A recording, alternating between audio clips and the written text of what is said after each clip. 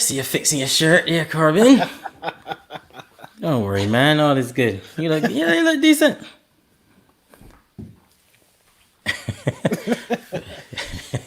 Hey, man, a very serious day, man. Hands crossed. Yeah, man. You got everything buttoned up? That's defensive position. That's what I real defensive this evening. I was there wondering what happened. Wait, look so. I gone on defensive, man. You look like you're ready to fight, man. Relax, man. Relax. I got, man. Everything all right? Hey. Hi everybody, how are we doing? Welcome again to another episode of The Living Room. We hope you're having a fantastic weekend. And as usual, we hope you're having a great Sunday.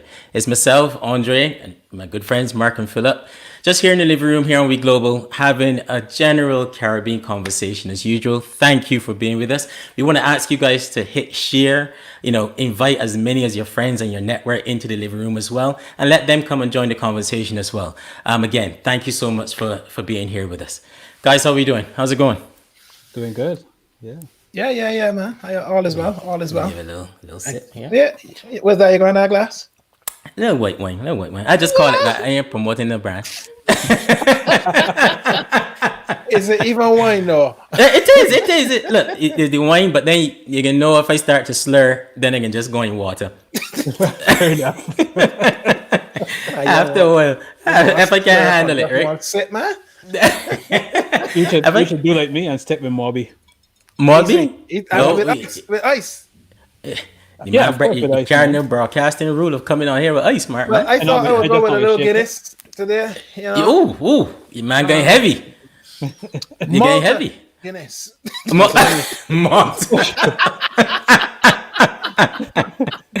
Oh! I thought you going heavy, man. I thought you going heavy, but you not for Christmas, man. You gotta leave a little room for Christmas. Christmas? That's you do it. Look, even before we get going, guys, we just want to send our condolences to the family of a Caribbean legend, really. Oh, yeah. Sprang a line from Trinidad. Yeah. We've all grew up in his comedy. He's one of the most hilarious men across the region, and he passed away. So we just want to say condolences to his family and to the nation of Trinidad as well, because he was indeed a true legend. Yeah, absolutely. An amazing storyteller, Oh, man. And it feels as though we are losing our legends and those people who have made such remarkable contributions to our regions. Every week we seem to be extending condolences, but Sprangaline, legend. Absolute indeed. Legend. Most definitely. The way how he can put together stories and have your grip. Yeah. Just have your grip all the way through, He's just a really good storyteller. Yeah. Definitely. Yeah, man. Anyway, what you guys been up to, man? How's your week been? Hard. What you get up to? Hard week. Hard? Nah, yeah. I don't know. It's so hard for you? For me, I started to feel a little lonely this week, man. Nope. Yeah, man. Wait, hold on. I'm looking. Oh, no, I don't have a violin. I'm Mr. Lonely. Man, look, you lonely? I don't know. I think the work from home thing. Cause I've been checking this across people too. I think the work from home thing now starting to really get people feeling a little bit. You feel a little bit more isolated now, and especially now that my family back to school and stuff. It's just me here during the day, and it's like, look, this is all becoming a little bit too much now, man. So you're missing the boys. You need a bit of camaraderie, man. Have a coffee together. Setting up on teams all day long. Let me get a call for that, but 1 o'clock. Let me do 1 o'clock and have a coffee together, man. Virtual kitchen. A little virtual coffee together, man. I didn't know the man out there feeling a little lonely. Yeah, well, the nights are starting to draw into, and I sadly I'm one of those people. Well, I know you're on a winter, man. I can't do it, man. I just can't do it. I know you're on a winter, man, for years now. As soon as the clock's gone back, that's me. I finish. Get me in March. We might be joking about it, but to be honest, I think these next 2 months are going to be hard for Michelle. I keep telling people so. These 6 months ahead of us are going to be some of the toughest. Yeah, especially as it's getting darker. Yeah. I think it has to do with. I think it's the bit of isolation that people have been feeling. I agree. Have been feeling as well over this time, and now you're going straight. There hasn't been any letter really. No. And then you go straight into the dark months. Yeah. And I think that has a feeling that plays on the feeling on the minds of people. And I think it's going to get, when you were isolating, you can go into the garden and have a sit down, walk to the store because the sun was out. And you had a fantastic summer here, to be honest with you. I don't think people can complain about summer at all. This year, usually we might only get 2 weeks, but I mean, you had long spells of weeks with no rain and it was just sunny.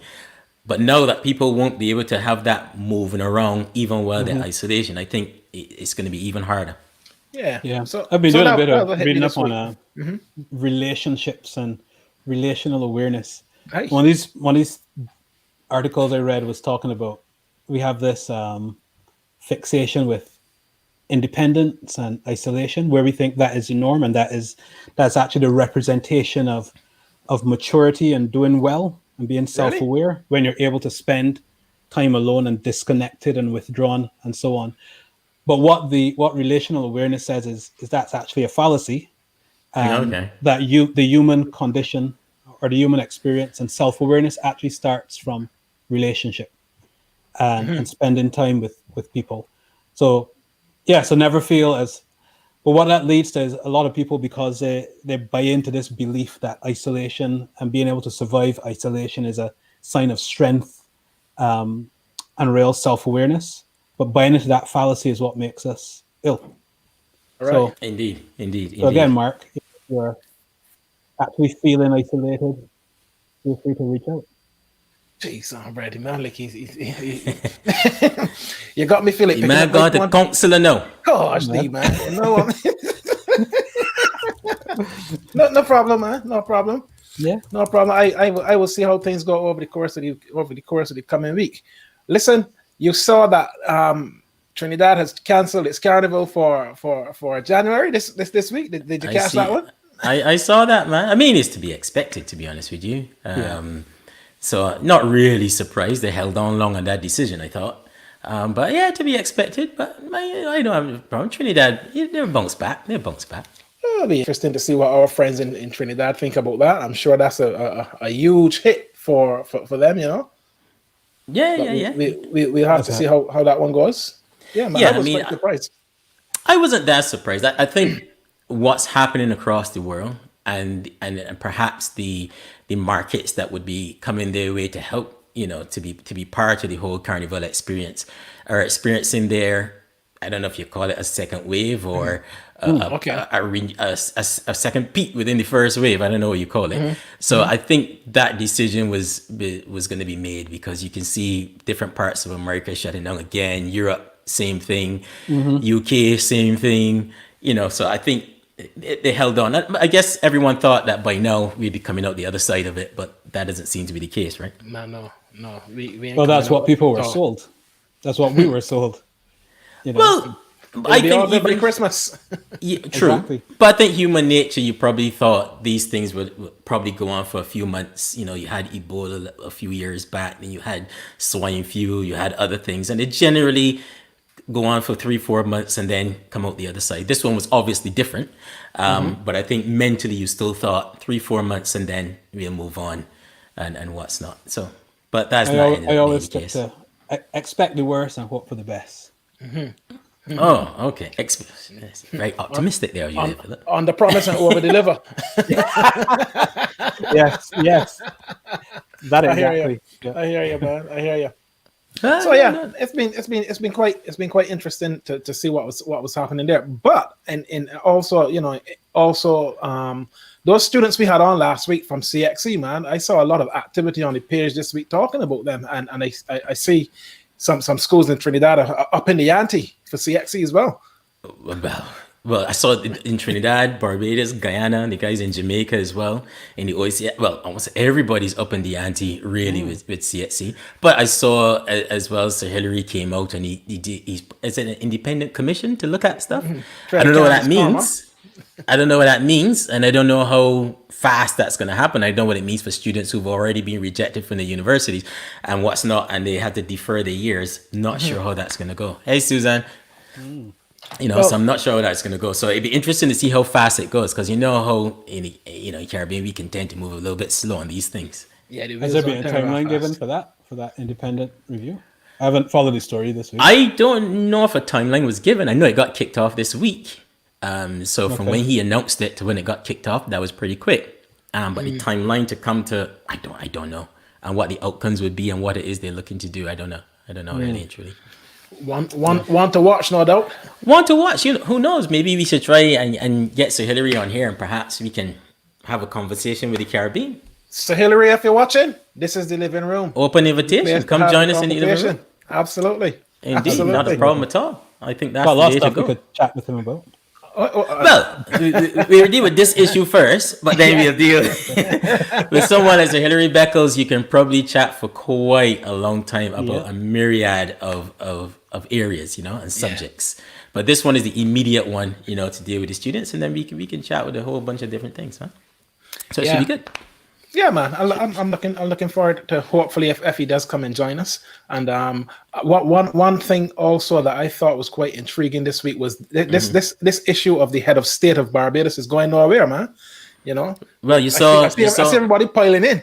You saw we put out some stuff there on our page as well for you guys who's listening. If you haven't, have a read, because here in the UK, they have some interesting theories as to what's happening there. They're blaming the Chinese.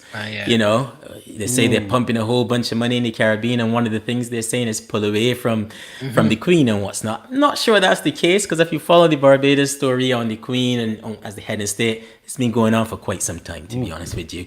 So but I think now there's a little bit of West versus East. So anybody that get caught in the crosshairs of that, they don't care, right? We're just a bit of collateral damage.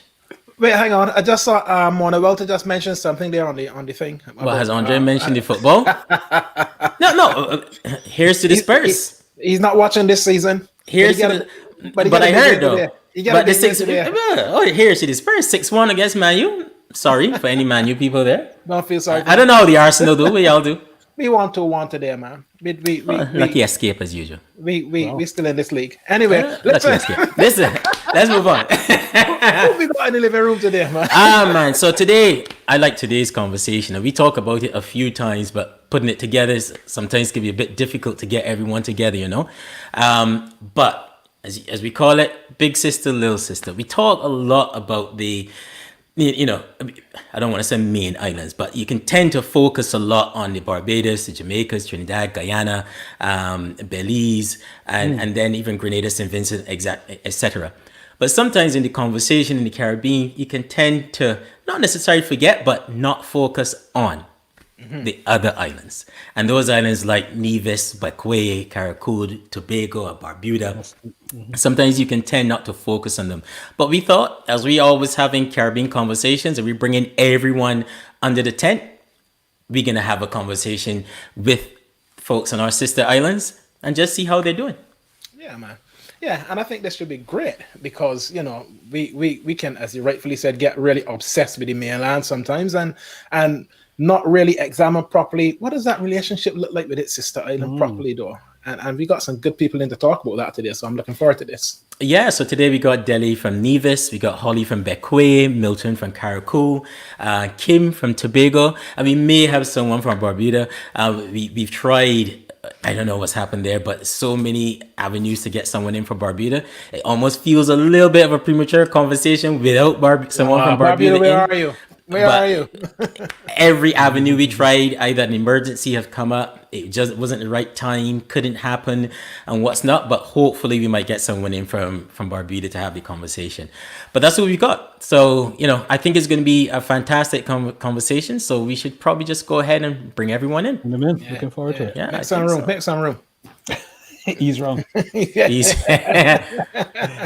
My sofa big, so we could get in everybody. Well, you hands like you just gone to the end of your sofa there, though.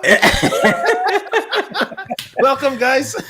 Hi, everybody. Hi. Hey. Hello. Hi. Welcome. Thank you guys for joining us, taking the time for joining us. It's a pleasure having you here in the living room. It's good to be here. Good to be here. Good to be here as well. Yeah. Excellent. Go on, Mark.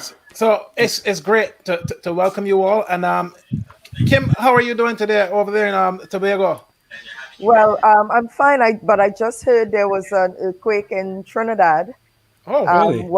While we were waiting to enter into the living room, I Oh, got wow. that notice from my sister that, but I don't have all the details as yet. But yeah, that's what's happening.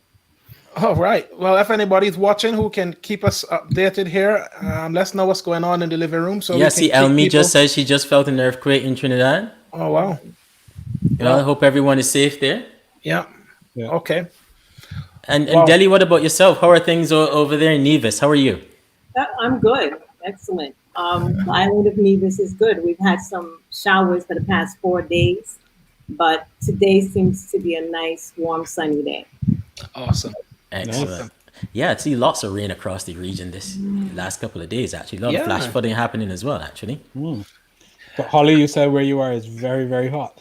Oh, it's so hot. I'm in Barbados right Yeah. now, and is it Delhi? Like Delhi said, we've been having a lot of torrential rain for the past couple of days, but when that lets up, the humidity kicks in and it's intense. I think we've Yeah. been having a hotter than normal summer altogether. Okay. But that's on the back of some serious flooding as well, isn't it? That's been happening in Barbados. Some flooding and a really prolonged drought period as well. So the water is needed. Water is needed, absolutely. Definitely. Absolutely. And Milton, welcome back. You were with us. For those who don't know, Milton was on one of our first few episodes. Was it episode 2 or 3? Can't remember which one it was. Episode 3. OCS. Episode 3 with the OECS. And those seems like a long time ago now, episode 3. But welcome back, Milton. How are you and how are things there in Carriacou? Well, I'm okay. I'm doing all right. And I recall those days. It was in May, just a couple of days after my birthday. Yes. All right. And I realized that things have changed so much that we now going live, which is great. Yeah. Wow. But here in Carriacou, actually, we have been having some rain, some heavy showers in the past couple of days. And the heat has been on as well. So we've been having sun, we've having rain. Right. But I guess with COVID, we can expect anything. Listen, I want to give a shout out to a Carriacou boy who I see have just given us a mention there. Hello, Mike Schaff. welcome to the Oh, indeed. It's great to have you. Great to have you. So, See Rhoda listen, Barathin as well. Hi, Rhoda. yeah, Rhoda, be careful, please. Make sure you and your guys are looking after each other over there in the nation of Trinidad and Tobago. Listen, let's talk about the sister nations. And perhaps we go to you first, Holly, having grown up on Bequia, first 17 years of your life in the Grenadines. Talk to our audience a bit about that experience. Well, I come from a very small family, small maritime family. So I think my memory and or understanding of Bequia is shaped by the sea and shaped by nature too. As a child, and I'm sure everybody has this experience growing up, you spend a lot of time outside. So there's a little delineation between the outside and the inside. And I think that formed a lot of my identity in terms of how I think about freedom, engagement, and Bequia is one of these magical places. I think if anybody has been, it leaves a cemented understanding of itself upon that person, and it's something that I carry there inside me, whether it be the construction of the island. The topography is so charming and kind of weird, geologically as well, because it fits into the Lesser Antilles arc. So there's a kind of a geographic shift happening between the upper Lesser Antilles and the lower Lesser Antilles, and you see a lot of it in Bequia in terms of the species that we have, the basalt formation of the island, and the harbor. And I woke up every day looking at this harbor, Admiralty Bay, which is like a big hug. So I feel that kind of intimacy and that kind of comfort has extended into me, deep into the marrow of my bones. Wow. Okay. Was it land? You talk about topography. What was the landscape generally like in Bequia? Kind of. I've been to Bequia once, years ago. Narrow and hilly, and certain parts are really pastoral, and it's only 7 square miles. It's about 3.5 miles long by 1.5 miles wide, but sometimes that width could contract a couple feet, depending on where you're situated, whether you're in on the western part of the island down to Moonhole and Western Key, and or across the breadth of a place like, Port Elizabeth, Hamilton, Friendship Bay, that kind of arc, the broadest arc. Interesting. And Milton, what about yourself? I must confess, I've never been to even Grenada, far less going to Carriacou, to be honest with you. Same here. I've been to Carriacou. Have you been to Carriacou? Oh yeah, Really? man, I've been across Kickham Jenny. Oh yeah, frightening as hell too. I've never been so scared in my life. Never been. So what's Carriacou like, Milton? What's it like growing up there? Well, Carriacou is 13 square miles, really. One of the 3 islands that make up Grenada. So we have Grenada, Carriacou, and Petit Martinique. Carriacou basically is, although they belong to the 2 islands, Petit Martinique and Carriacou belong to, as part of Grenada, as we call it, Big Sister. There are some differences, several. One can point to several things that cause us to be different. But generally speaking, no. I mean, like, as it is now, as I said a while ago, we have been having some rain. But we are trying to bring the islands closer. That, I understand, is the attempt being made at this time to bring the islands closer. And I think there's a need for that. There's a need, because at this time, we do need to work together. Unity, they say, is strength. And I think, especially this period that we are living in, we do need to come together. The smaller ones, the bigger ones, the not so bigger ones. We need to come together so that we can really face what is ahead of us. We still have that consciousness in us about COVID-19. And no matter what we do, I think we have to face it. We have to deal with it. And I think that, I'm just watching and see how things are going. Yeah. But when you say it's different, Milton, what do you mean in terms of people, the vibe, nature? What's so different about Carriacou? Different. There can be many. Let me just point out the people in Carriacou and Petit Martinique. Basically, we do not depend so much on agriculture as the mainland does. Okay. We are basically into fishing, boat building, and this kind of thing. I see Holly is shaking her head because we in these smaller islands rely heavily on fishing and boat. So most of our men are seafarers. What is interesting also, we here in Carriacou build boats, and I was sharing with my partner a while ago that if we have about, I would say, about 65% of boats owned in Grenada state, 65% of those are built from Carriacou and are owned by Carriacouans. And so we have that as a difference in terms of Interesting. You got to come back to that. Yeah. Did you just say Carriacouans? Is that what you just said there, Milton? Carriacouans? Because I've never heard that before. Kayaks is what I know. Kayaks is what I didn't say Carriacouans. Oh, I apologize. I didn't hear that right. Okay. Yeah, So Delhi. Yay. I suppose the same thing really. The experience of Nevis. She's ready to talk about Nevis, man. Come on. Tell us about Nevis. In terms of our relations with our sister island of St. Kitts? Just in general, what is it like? I've never been to Nevis. So Nevis is beautiful. I'm not just saying that because I live here. Okay. I did grow up in the U.S. and as soon as I got my degrees, I came back home.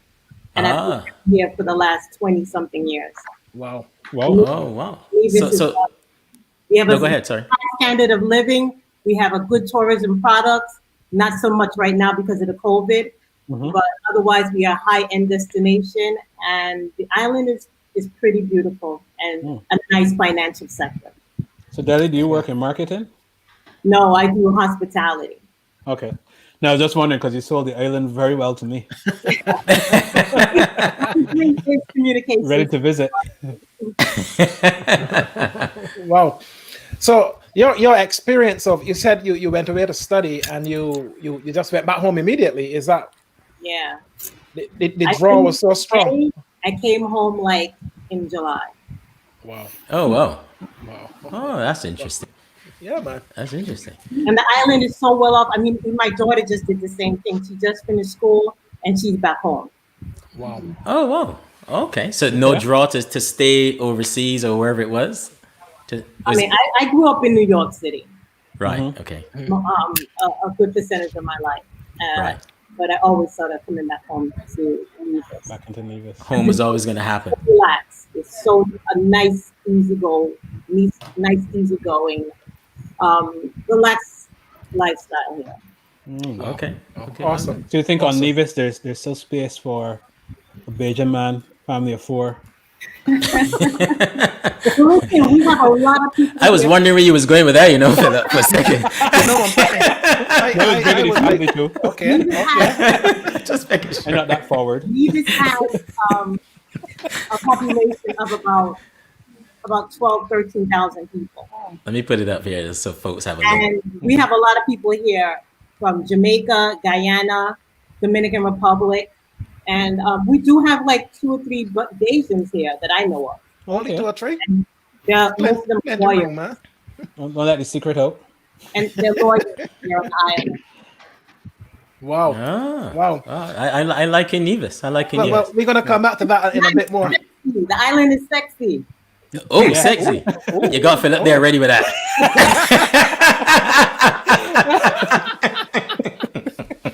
Wow. We're gonna come Nope. back to that for sure. We're gonna come back. We're gonna come back to that definitely. Kimmy, we often hear about She's Trinidad been and waiting Tobago. patiently on that one. Come on. Talk to the Yes, world. Trinidad and Tobago. Well, I always like to describe myself as a true Trinbagonian. I was born in Trinidad, but my family moved to Tobago when I was 14 years old, and this is where I spent the rest of my life. I got the rest of my education, and my adult life has been in Tobago. These are 2 completely different islands. The history is different, the culture is different. You would even, and my background is linguistics, so you even pick up differences in the speech and the language between Trinidad and Tobago. Tobago had a lot more of the African influences in its I was wondering culture about that. Okay. Is that and its so? language. Yes, Oh. a lot more. At the same time, and history tells us that Tobago changed hands more than any other island in the Caribbean during the colonial era. Really? We've had, yes, more than everybody had us. Everybody had us. No, let's put it this way. Everybody wanted you. Yes. Let's put it that way. Because you know Let's put that- it. Well, I don't even think it's so much that they wanted, because when you look at the history, they owned Tobago, but many of the colonial powers that owned Tobago did not do a lot with Tobago. It was almost as if it were a trophy from a treaty, but not a Probably a lot of strategic activity. location and Yes. stuff. Yeah. Yes. Right? yes, So yes. we change hands more than anyone. But when you get into the language of Tobago, it's heavily influenced, apart from the English, strong African influences. Whereas with Trinidad, you're going to get the French and the Spanish influencing the language Yep. of Trinidad heavily, as well as the Hindi, the influence of our Indian, East Indian Yeah. brothers and sisters, heavily Yes. upon the language of Trinidad as opposed to Tobago. We know Trinidad is fast paced. Everything is like Trinidad is on espresso, coffee, caffeine. For want of a better expression, it is go, go, go, go, go. It fast. Right. Tobago, and while development is beginning to take place at a greater level, you're seeing more development. It started late, and I can say that it started the level of development, especially when we compare where Trinidad is to where Tobago is. The development has started late, but Tobago really is still more laid back. The way the islands have been advertised is that Trinidad is where you want to go if you're talking about business and industry and commerce, and then you come to Tobago to relax and to rest. Aye. Sun, sea, sand. Wow, And this food. is gonna be a hard choice, man. Food. Yeah. Food. We're And gonna talk food, about because food. We have to talk about yeah, food. Let me go there. Let me go there. you know we can come to food because we always we can come come there. to food. Eventually, you know, that's Delhi, Kimmy trying to outdo you in this selling this thing, yeah. Nevis, all right. Nevis is just a wonderful, nice spot. Wait, Bequia though, they could beat us maybe financially. Okay. Okay. But we gotta put this on the list, boys. Yeah, man. Yeah. Yeah, man. We gotta do the rounds. So listen, Holly, talk about the uniqueness of the people of Bequia. Wow. So I'm listening to Kimmy speak about the back and forth, and we've all experienced the back and forth, and we see it in our blood and in our current makeup of the people. So in 1763, St. Vincent switched hands from the French to the British. But if you look at the names in the Grenadines, like Baliso, Batiwe, I didn't mean to take Carriacou. Excuse me, Canawan, Myro, Bequia. You still see that it's very much heavily influenced in terms of, how we speak about where we're from. And even when you visit places on the mainland, you'll see that it's still very much either indigenous influenced, meaning it has I can't say a strong presence. I would say that there's a retention of indigeneity there. Okay.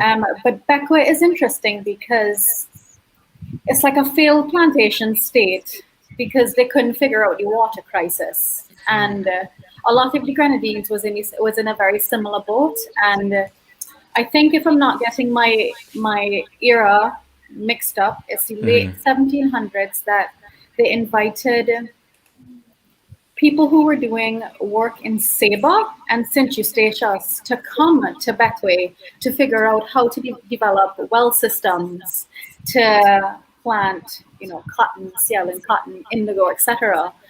But that had to be abandoned because we simply couldn't produce. The production was just so very poor.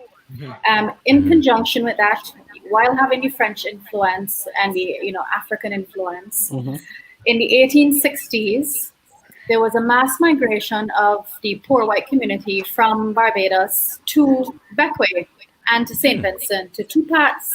Well, one part in St. Vincent, one part in Bequia, Dorset Hill in St. Vincent, and Mount Pleasant in Bequia. And I think that's where my story starts a little bit. Okay. And it's one of the reasons why I've come to Barbados, as it is the first space in the New World for my lineage.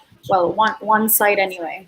Okay. Bequia people, as they are now, as I was saying, the identity is definitely very much crafted by the sea. And as Milton alluded to, Carriacou has a tremendous boat building history. I would say likewise in Bequia. And, I came back from Bequia and St. Vincent last week. So everything is fresh in my mind because I was looking at all of these images of, trees being cut down, the cedars being cut down, the hulls being built. And it was extraordinary to see how Port Elizabeth and Admiralty Bay looked, even in the 40s, 50s, with all of these boats leaning on the side to clean the bottom of the ships, etc. So even though we're losing the tradition, and Bequia has a very prestigious status for double enders. Wow. And we have a very prominent Easter regatta as well, which would show off these boats. But one stark difference when I hear Milton speaking about Carriacou is that not a lot of Bequia people own Bequia-built boats. A lot of them have been sold off and they're traveling, all across the world right now. And we haven't been able to develop that heritage site and a space to honor our culture, which is, I think, a bigger part of the work set before us now, younger people. Wow. In addition to that, how can I leave out the whaling? With the migration patterns and the Boston whalemen coming down into the Caribbean in the 1800s, a lot of them settled in Bequia and taught the local people there how to whale. So this is something that I think is very contentious.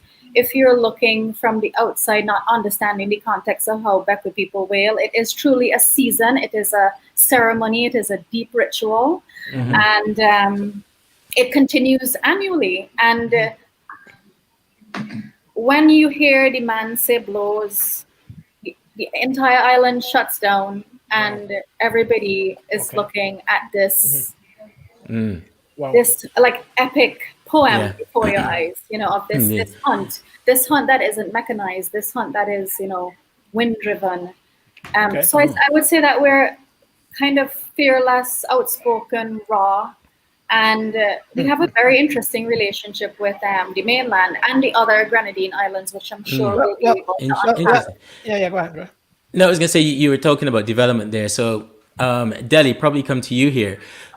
As far as your relationship then with St. Kitts go from a developmental perspective, do you feel that Nevis is moving at the same pace as St. Kitts? No, definitely not. But I don't blame the St. Kitts government, because the way we have things set up here is it's a federal government, St. Kitts and Nevis. And right now, under this administration, they're all sitting at the cabinet together for the past, since 2015. The Nevis Island administration and the St. Kitts Nevis Island administration are together. There's no such place as St. Kitts. It is St. Kitts Nevis. And all parties are sitting at the table right now. And if Nevis is losing out on anything, it's because the Nevis Island administration is not doing enough to make it happen, because they have a seat at the table this time. Okay.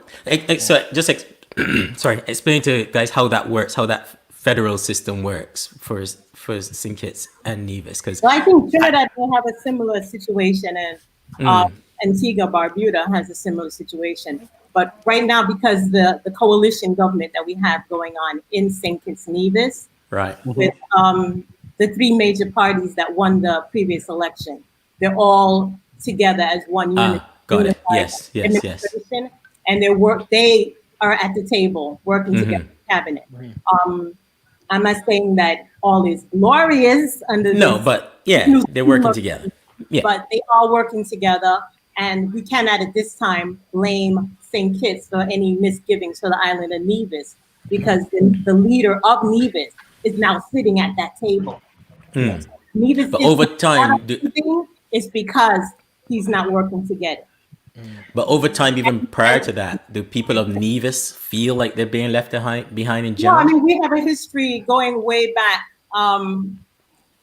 a few hundred years, or we'll even go as far back as maybe the 60s under Robert Llewellyn Bradford, who some of you might be aware of.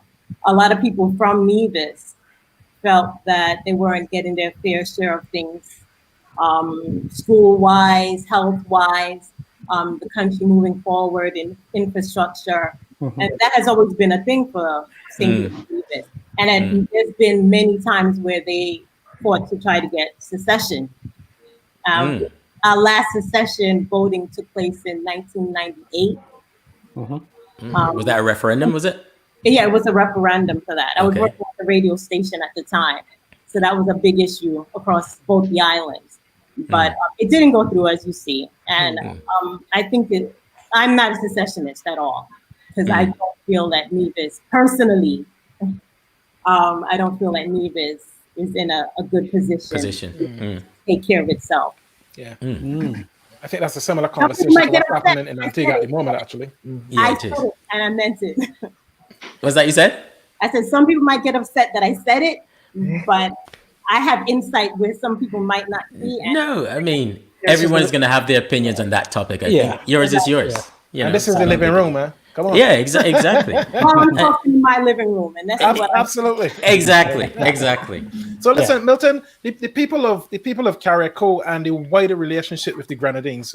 Talk us through that, actually, because I noticed that Holly did mention Carriacou in her piece there just now. Talk us a little bit about Carriacou and the Grenadines and the people. Well, it's interesting. It's interesting that we are talking about Carriacou and the Grenadines.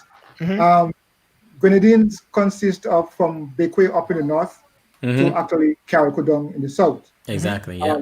For some reason, two islands from the Grenadines, that's Carriacou and Petit Martinique, belong to Grenada. Politically, they are under Grenada, and the rest of the islands belong to St. Vincent. So St. Vincent is the mainland, Grenada is our mainland. So you have that divide. of course, I am also interested in seeing a united Grenadines. I think it's important. I think it's important that all our resources should be pulled together so that we can build ourselves, build our people. Wow. So, in terms of the relationship, we do have trade in the islands, as the fact that we have boats and we have sailors and boat builders and so on. A lot of our trade takes place between these islands. For example, in Carriacou, we have a strong trade with Union Island. That's one of the closest islands to Carriacou. So we travel a lot. In fact, I personally have cousins in Union Island. So there's a relationship there. But when it comes to the political aspect of things, there is a divide. So because one has to have a passport to go in the island. Island coming to Carriacou, one has to have a passport. And there were some issues. And there were some issues early on with the two leaders, where that was during COVID, when all the borders were closed. And so the Prime Minister from St. Vincent responded to comments being made that Union Island, people were leaving Union Island and go to Carriacou. Of course, we are neighbors, but politically and otherwise, we have to have a pass. Have to go through immigration. But that just formality. Formality. Yeah. Historically, do the Grenadine Islands feel like they belong to neither St. Vincent, or? That's a really interesting question.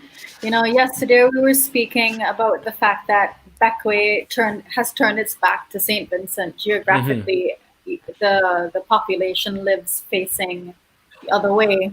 And I grew up with this narrative of a divisiveness between the mainland and the Grenadines. Yesterday, Kimmy was speaking about neglect, and I think that politics and other things have made that situation more intense and more fraught over the last 20 years, in particular, with the current administration. And I do think, like Milton, I think that the idea of a united Grenadines is something very hopeful, because we have deep commonality. Not saying that we don't have commonality to the mainland, but I think you're dealing with the small island developing states, but then you're dealing with small islands, and small islands have nuances and they have their particularities. And like he said, it's kind of this formality placed on people living in the southern Grenadines, especially. I think it's kind of ridiculous, because you get up and you open your eyes and the other island is literally across the way. So naturally you would think that migration and trading is a thing, because it's also an extended family. But we haven't developed that kind of unified front to actually, I think, develop a discourse around that. But it's interesting to see that fronted now and brought up now. Yeah. And Kimmy, what about yourself as far as Tobago and its relationship to Trinidad? Oh, whenever you get that, whenever you hear that, whenever you hear that, something coming. As you asked the question, I felt a tremor, so I didn't know if there was some aftershocks from the earthquake. But let us know if anything is happening there from that perspective. Okay. Or it could just really be the impact of the question. The question. But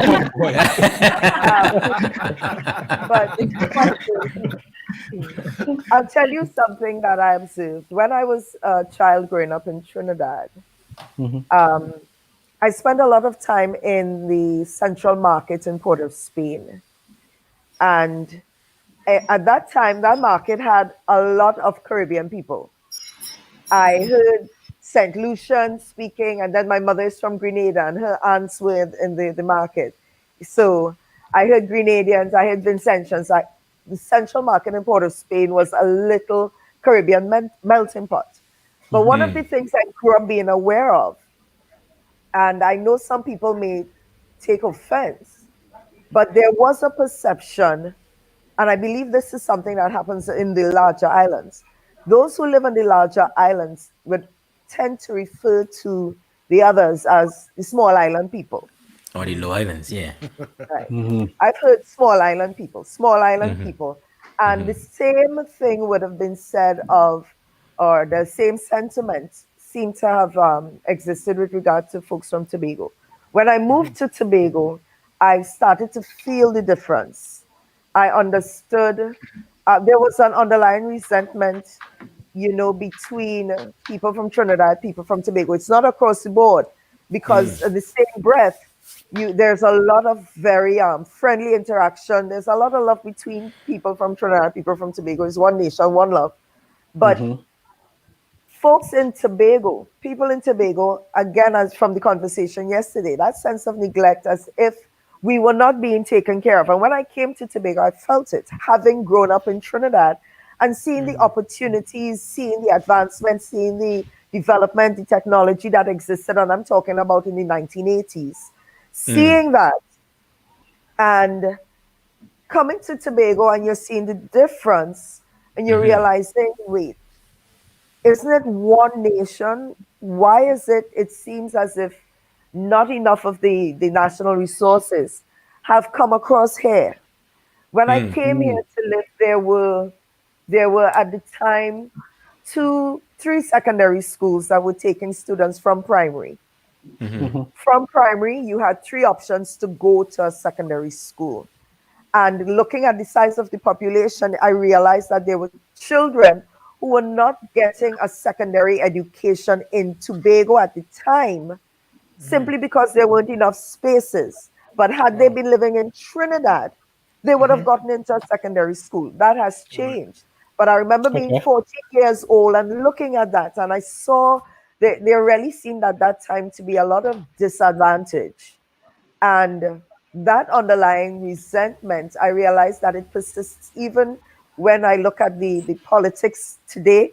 There are there are parties, there are Tobago parties that have been trying to get their foot into the international politics, but there are Tobago parties and Tobago voters, sections of the Tobago electorate that will never be interested in a party that was born in Trinidad. And I've gotten to really understand that it is because of that type of those feelings of resentment that have existed for so many years. And even when I hear the conversation about secession, Delhi, I hear you. I hear the conversations in Tobago about secession and discussions.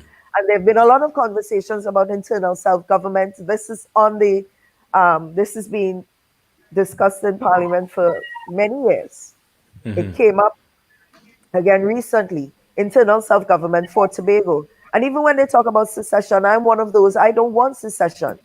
Because again, I am Trinbagonian, really Yes. Trinbagonian. Trinbagonian. Yes.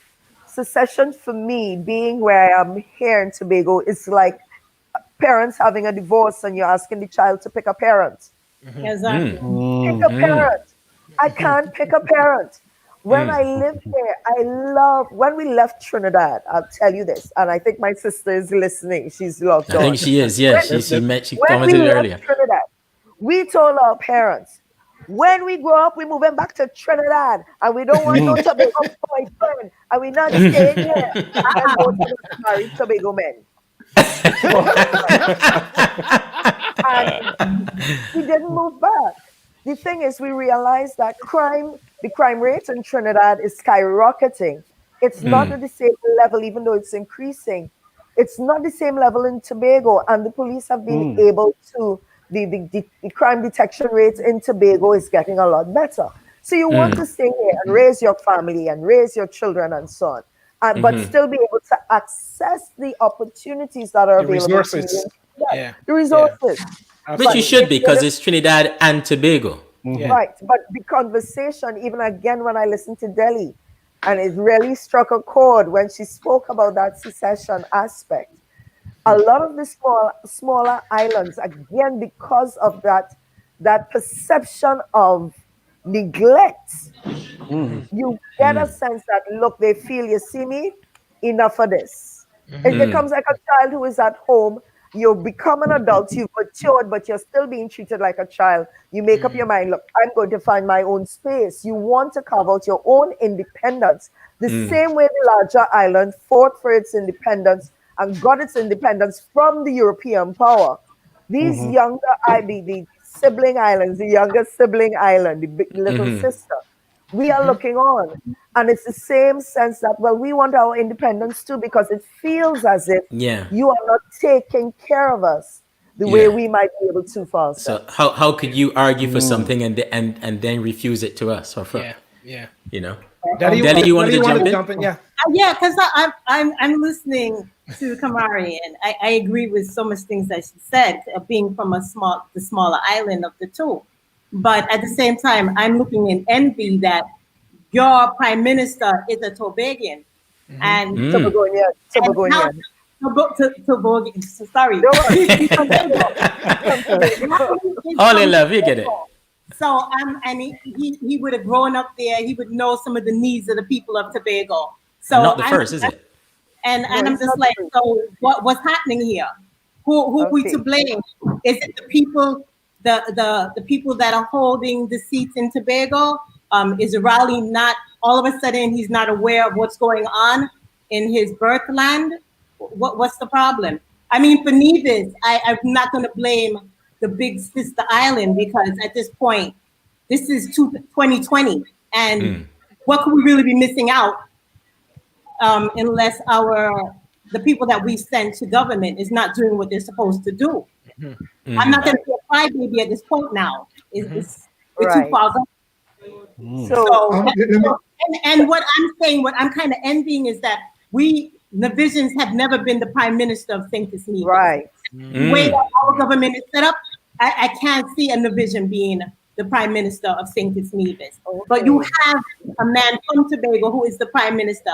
And I think he's like the second or the third that you have. Second So Tobago. Yeah. You know, I don't know yeah. about crying too much from a Tobago point of view. Milton, you want? No, that's a good point, Deli. Milton, you wanted to jump in? Yes, I think it's important that we address this issue in a very frank and open way. Here in Carriacou, basically, there is a sense, a feeling of neglect from mainland. I guess that's a similar experience from the other little sisters. There's a sense of neglect. You know, a lot of things are happening in Grenada on mainland and not taking place here. One of the things that I'm observing is that the needs of the people of Carriacou are not given adequate attention. You know, there's not a sense of equality. In other words, if the state is Grenada, Carriacou, and Petit Martinique, there ought to be equal status of everyone in terms of accessibility. We don't have the same access. Secondly, we Access in terms of access in terms of I would say opportunities. Yes. Again, because we are the smaller island, and that is basically the attitude. I mean, people from these islands have to push and make it. You know, I lived in Grenada for many years, and I was telling my colleagues earlier on that really, I lived there, and I lived there, but I also grew up here in Carriacou. And returning back home, I could understand the pain that they feel in regards to the neglect. For example, one of the things that are one of the main gripes that we have here in Carriacou at this time is the fact the prices. Let's say you want to buy a pound of rice. Let's call a pound of rice in Grenada. It's not the same cost in Carriacou. I think that is not an equal status, equal level playing field. Yes, one can understand, as they argue, that because of the. Isn't it harder to? Sorry to jump in, but isn't it harder to get maybe certain food and tools and other utensils? More shipping is needed to send to the smaller islands. I mean, yes, in Nevis we pay a lot more for certain food items or certain materials, but it's because you have to bring things over to the smaller island, and it's gonna be a little extra. Yes, I mean that's a good point. But when we talk about, so why can the central government make it possible that all Grenadians, not Grenadians or Carriacou, Grenadians, all Grenadians have an equal status as it relates to cost of living. I mean, yes, I mean the goods that come to Grenada come on board too, come on all kinds of things too. Trade, but the point is, why do I have to pay $5 more when in Grenada on mainland I'm not paying that. That is an issue, and especially with this COVID, people are not working now, and things are becoming so hard. The economy has literally collapsed. So you feel the pressure. I mean, that's just current day neglect. But looking at that, I just want to come back to the price of food situation, because that feels like it could be bound up in logistics as well. So I mean, isn't that organized by the market, the local market forces in Carriacou controlling prices rather than Grenada controlling the prices? There is a price control unit for Grenada, and that is housed in the Ministry of Finance in Grenada. So what applies in Grenada has to apply here in Carriacou as well. Price control unit. There's no separate price control for these islands. Okay. I'm saying so that is an issue, and we cannot run away from that. One of the things that the Constitution of Grenada made provisions for is for the establishment of a local government. Now, a local government will look after the needs of this island. And the people who would be elected can deal with the day-to-day needs of the people, and so a lot of these things can change. So I believe that something has to happen where we need to see ourselves not smaller, not bigger, but equal citizens. Citizenship is equal, and I understand my sister from Tobago. There needs to be. I mean, I lived in Trinidad at one time because I went to school there. I mean, I went to the market as well. In fact, I used to sell in the market. When my folks from Grenada come up, I go and meet them and so on. So I understand that kind of link, and not to be, I'm saying, that level of neglect, but not to be so painful to us. There ought to be some measure of equality. I think what you're saying, I think to think Philip's point is obviously logistics would add to costs depending on where it's coming in and that kind of stuff. I think what Milton is probably saying is the disparity in cost is still too high. So therefore, perhaps focus on an infrastructure that brings in to focus, all the Grenadines, Carriacou, Grenada, and what's not, that kind of reduces that. So it's a one Grenada, which includes the other islands as well, approach to ensuring that cost of food and cost of living is kept down and what's not. So it might be that. I'd like to jump in and share a little bit about what I've experienced on Bequia as well. I think that there's an echoed neglect that is central to this issue, and an issue of inequity. And I say this because everything is still so centralized on St. Vincent. So whether it be opportunities or access to certain grants and or access to different kinds of training and skills development, they really and truly think about the mainland as the entity. They don't think about the Grenadines in particular or Bequia. And the Grenadines is very peculiar in that. So you have a couple of private islands in the Grenadines, including Mustique and Canawan is slowly slipping away. I'm not really sure what's happening there right now. It's very scary to look at it from the outside, and PSV. Yeah. And I think because of our economic status, and because Bequia people have been able to elevate themselves in a very, very different way from people on the mainland, because of that boat building status and because of the seafaring. The seafaring ability gave Bequia men the ability to go out into the world, get various experiences on whether it be bulk ships, etc. And the remittances that came home bolstered the economy back in the 60s and 70s. Okay. I think when there was that governmental shift, and it became very clear that, you know, we no longer had a leader from the Northern Grenadines leading the country. Sir James Mitchell was leader from 1984 to 2000, and I think there was a little space in there where Arnhem Eustace was also a follow-up leader, and then Ralph Gonsalves has been leading the country for the last 20 years, or maybe 17 years actually. I think that there's some kind of confusion with how people are reading Bequia. They read Bequia as elite. We've seen that come up in the comments. Oh, absolutely. And that's something that I think happened because of our land use and investment campaigning, in that when expats started to come into our space and develop infrastructure to support themselves, Bequia people lost a lot of ground and footing in terms of how they could negotiate their space and their ownership. And I think that perhaps we've fallen a little bit behind and perhaps a little bit complacent with regards to our identity, because we've been very comfortable for a very long time. So when certain provisions, etc., come on the boat to Bequia, you know, there's like a 50% increase. Well, I'm not even talking about an arbitrary 5% on the VAT and on the ferries fare. I'm speaking about a significant increase because we are read as privileged people.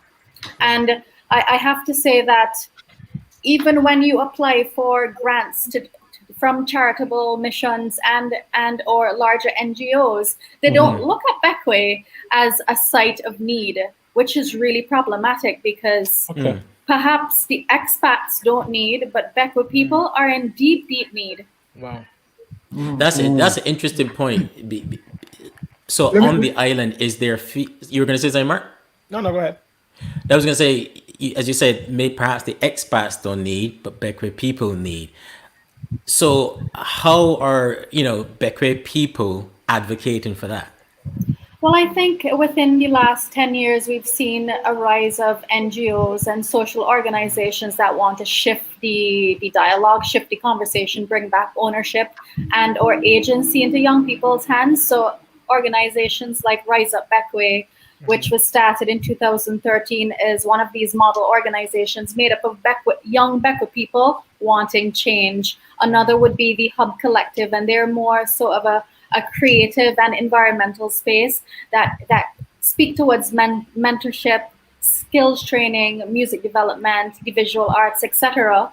And then you have expat-led NGOs that kind of shadow all of the work of the local organizations. So I think that there's a little and or a lot of rifting now happening in Bequia, where perhaps a generation ago, because of the economic status, a lot of people just didn't care. But now we see what that has done in terms of turning over very profitable land to other people. And I'm not saying that investment is a bad thing. I am not saying this because it's an us and them polemic. I am saying, let's be honest, investment sometimes in the way how we do it in the Caribbean, it doesn't redound to the benefit of the people who live there. So that's an honest statement as well. Yeah, so nothing wrong with saying that. Yeah, if you come in with money and power, and the local population doesn't have equal, then we have a problem. So I think right now we're battling hardcore on the ground with this issue. There was a kind of a situation that happened in spring on Bequia, which is this part of the island that's up north, and most of that land is gone to the expat community. And there was a very vicious series of conversations that happened that I think woke a lot of Bequia people up with regards to how this imperialistic force has come into the island and has absolutely shifted our culture. And I can't say that it's too far away from the old colonial tourism narrative at all, as you were saying, Andre. Yeah, exactly. Okay. But we letting that happen, right? Yep. Absolutely. So I want to just make a point. Sure. I saw a comment that quality of life, and I think that's a very, very good example of what I'm talking about in terms of the difference. Quality of life. It's not the same. It's not the same here in Carriacou as what it is on the mainland. And we have to. I mean, I am for equality. I am for people understanding our identity. I mean, we ought not to be creating division when we ought to be building ourselves together and unite so that the quality of life of every citizen can be realized. You know, culturally, just one last point here, Andre.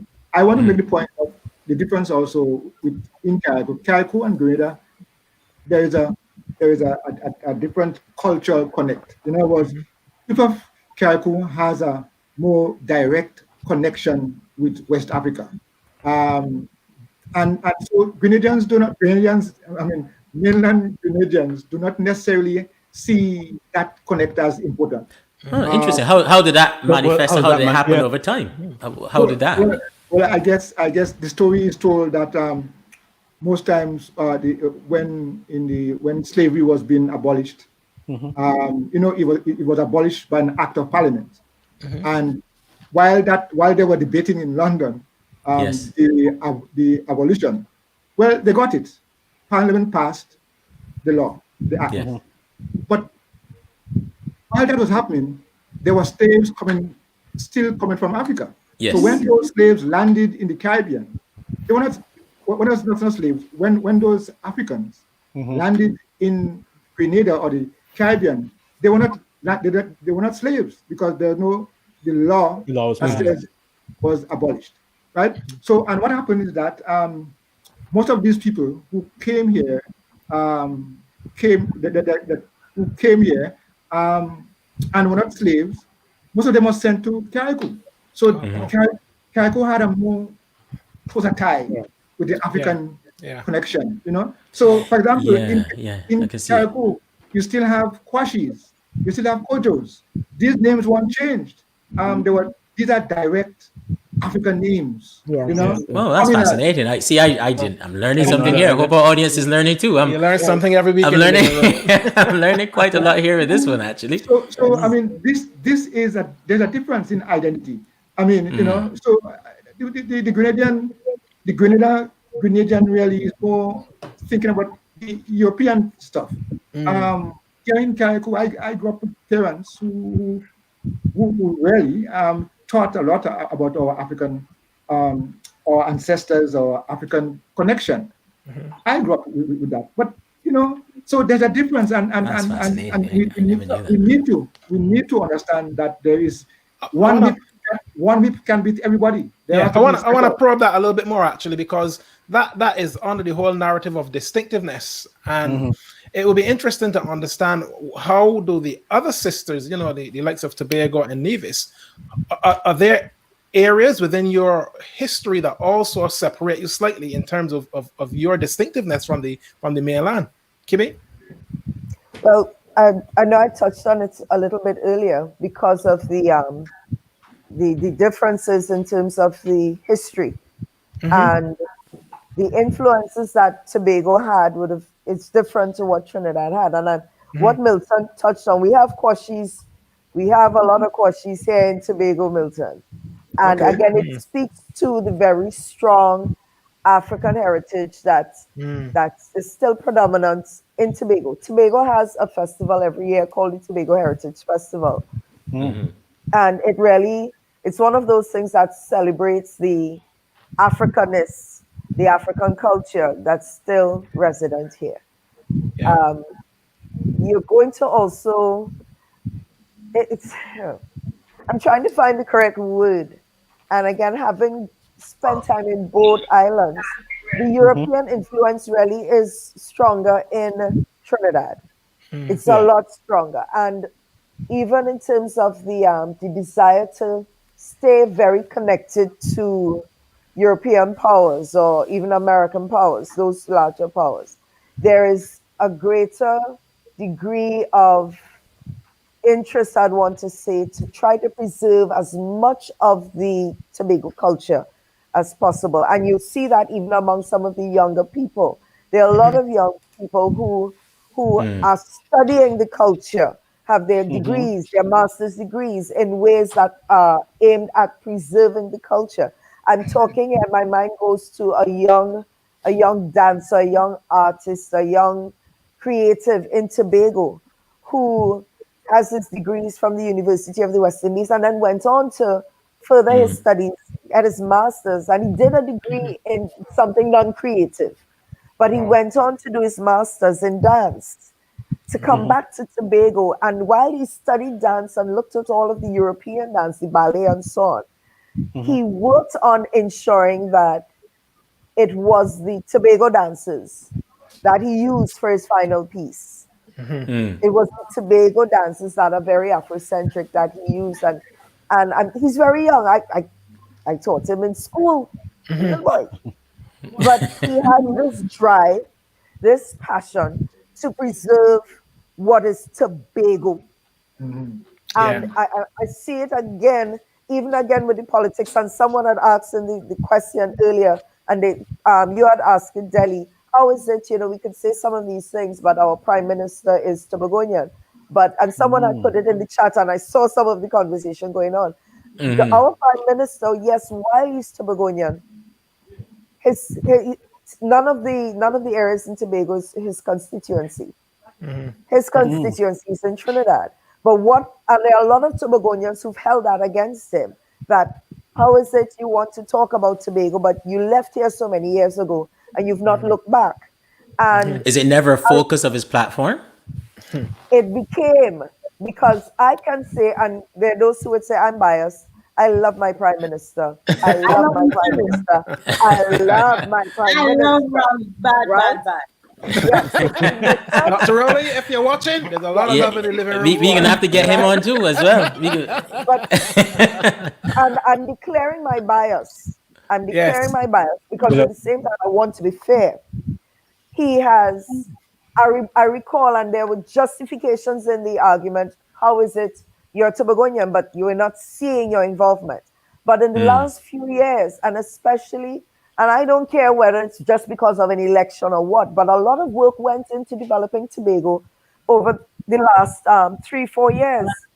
A lot of work went into it, and there are those who I don't want to see, they're blind to it or whatever else. But I can look on and I'm seeing investment was made. More can be done. But I think he has listened to what it is people have been saying. Like, listen, we feel as if you've turned your back. And very often he'll come home. He will come home. He has a farm in Tobago. We've had pictures of him with his goats and he has a garden in Trinidad. He's doing farming in Tobago when he comes. And he visits Tobago a lot more regularly now than he used to, and he's taken an interest. And it may be an indictment against the 2 Tobago prime ministers and 1 president that we had, because we also had Dr. A.N.R. Robinson. A&R. Who was, yes. I loved him too, different party, but loved him too. He was a statesman, and there's so much to love about the man. But we've had two prime ministers, and we had him as a president. But despite that, I think a lot of their focus, and again, to grow and develop yourself as a national politician, it's almost as if the focus had to be more on what was taking place in Trinidad. Yes. Okay. So that you got that recognition, you got that prominence. It's a fine line you got to thread to. Yes. A.N.R. Robinson really did a lot here in Tobago before he got to Trinidad, because his party, the National Alliance for Reconstruction, came out of Tobago. And it was a Tobago party that grew into national prominence. The People's National Movement, which is a Trinidad party, has historically been a Trinidad party. It has, and that's the party that Dr. Eric Williams founded. That party has now established itself. It has its own arm in Tobago. And again, I'm stating my bias. But work is taking place. And I really understand your plight, Delhi, when you say that when you look at the politics at home by you're saying if it's not possible for, just a minute, it's not possible for anyone from home, from your island, to become a prime minister. And I'm hoping that this is something that can change for Nevis. Yes. I'm hoping that, and don't say never, never say never. Small things, and I if I go back again, Bible stories, they didn't think David could be king. They never thought that David could be king because he was the runt of the litter. So never say never. It can No, happen. I'm saying that from the way our electoral, our constitution is It can set up. change. It Maybe can change. the only way I can see it changing is if somebody is born in Nevis, but they did their politics in St. Kitts and they live most of their life. Which Because- is again what Because Dr. we Rowley have it did. set up. Navisions do not vote for prime minister. Right. Oh, Oh, they don't? We do not have a Okay. say. And the two major parties in St. Kitts are the ones that decide who becomes the prime minister.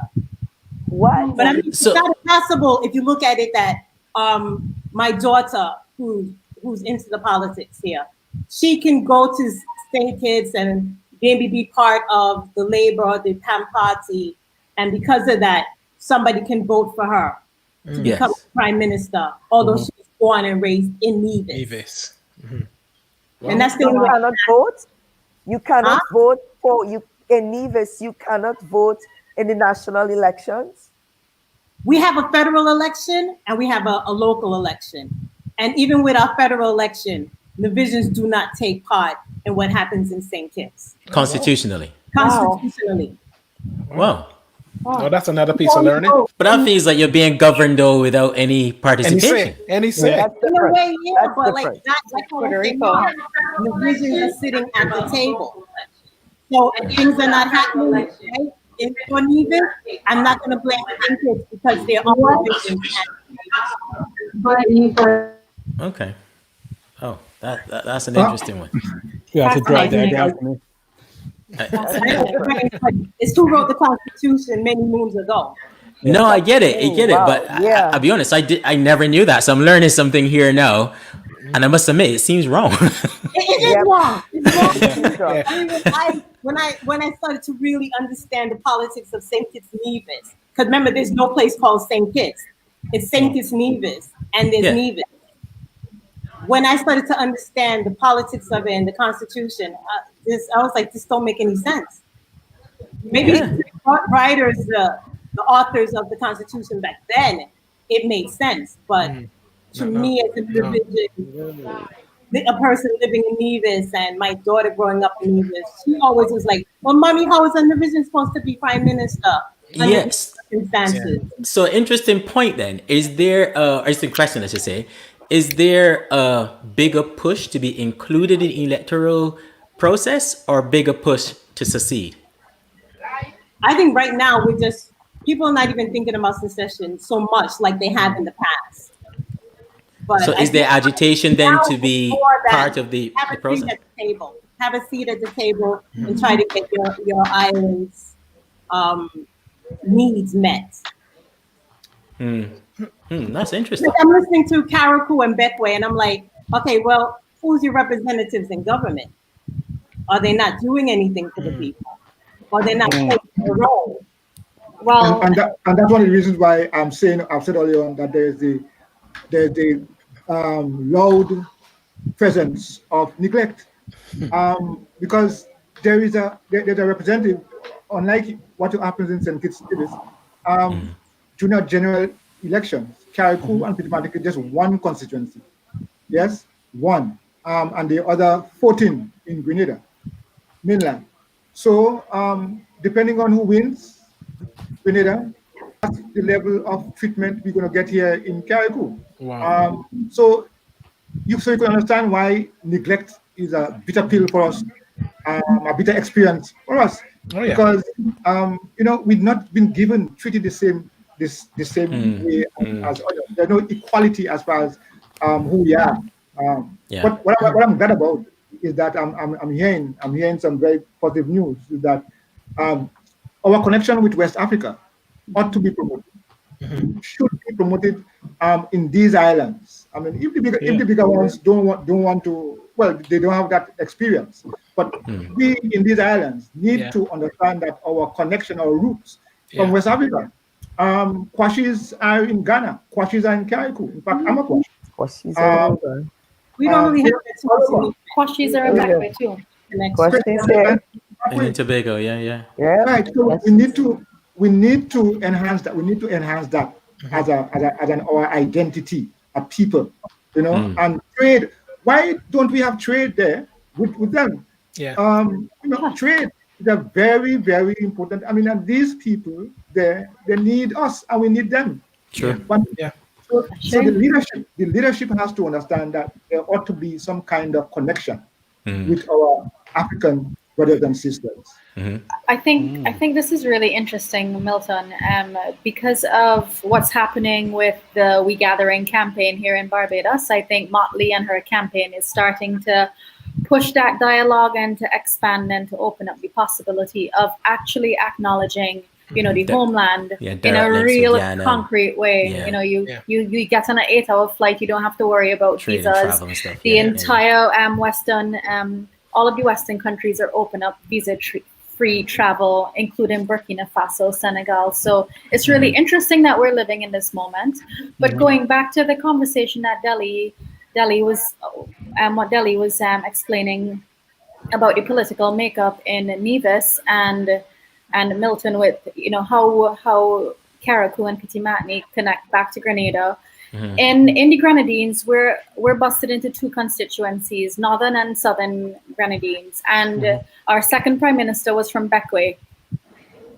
He was there in power for over 15 years, and I think one of the big problems is that now we have the leader of the opposition is now from Bequia.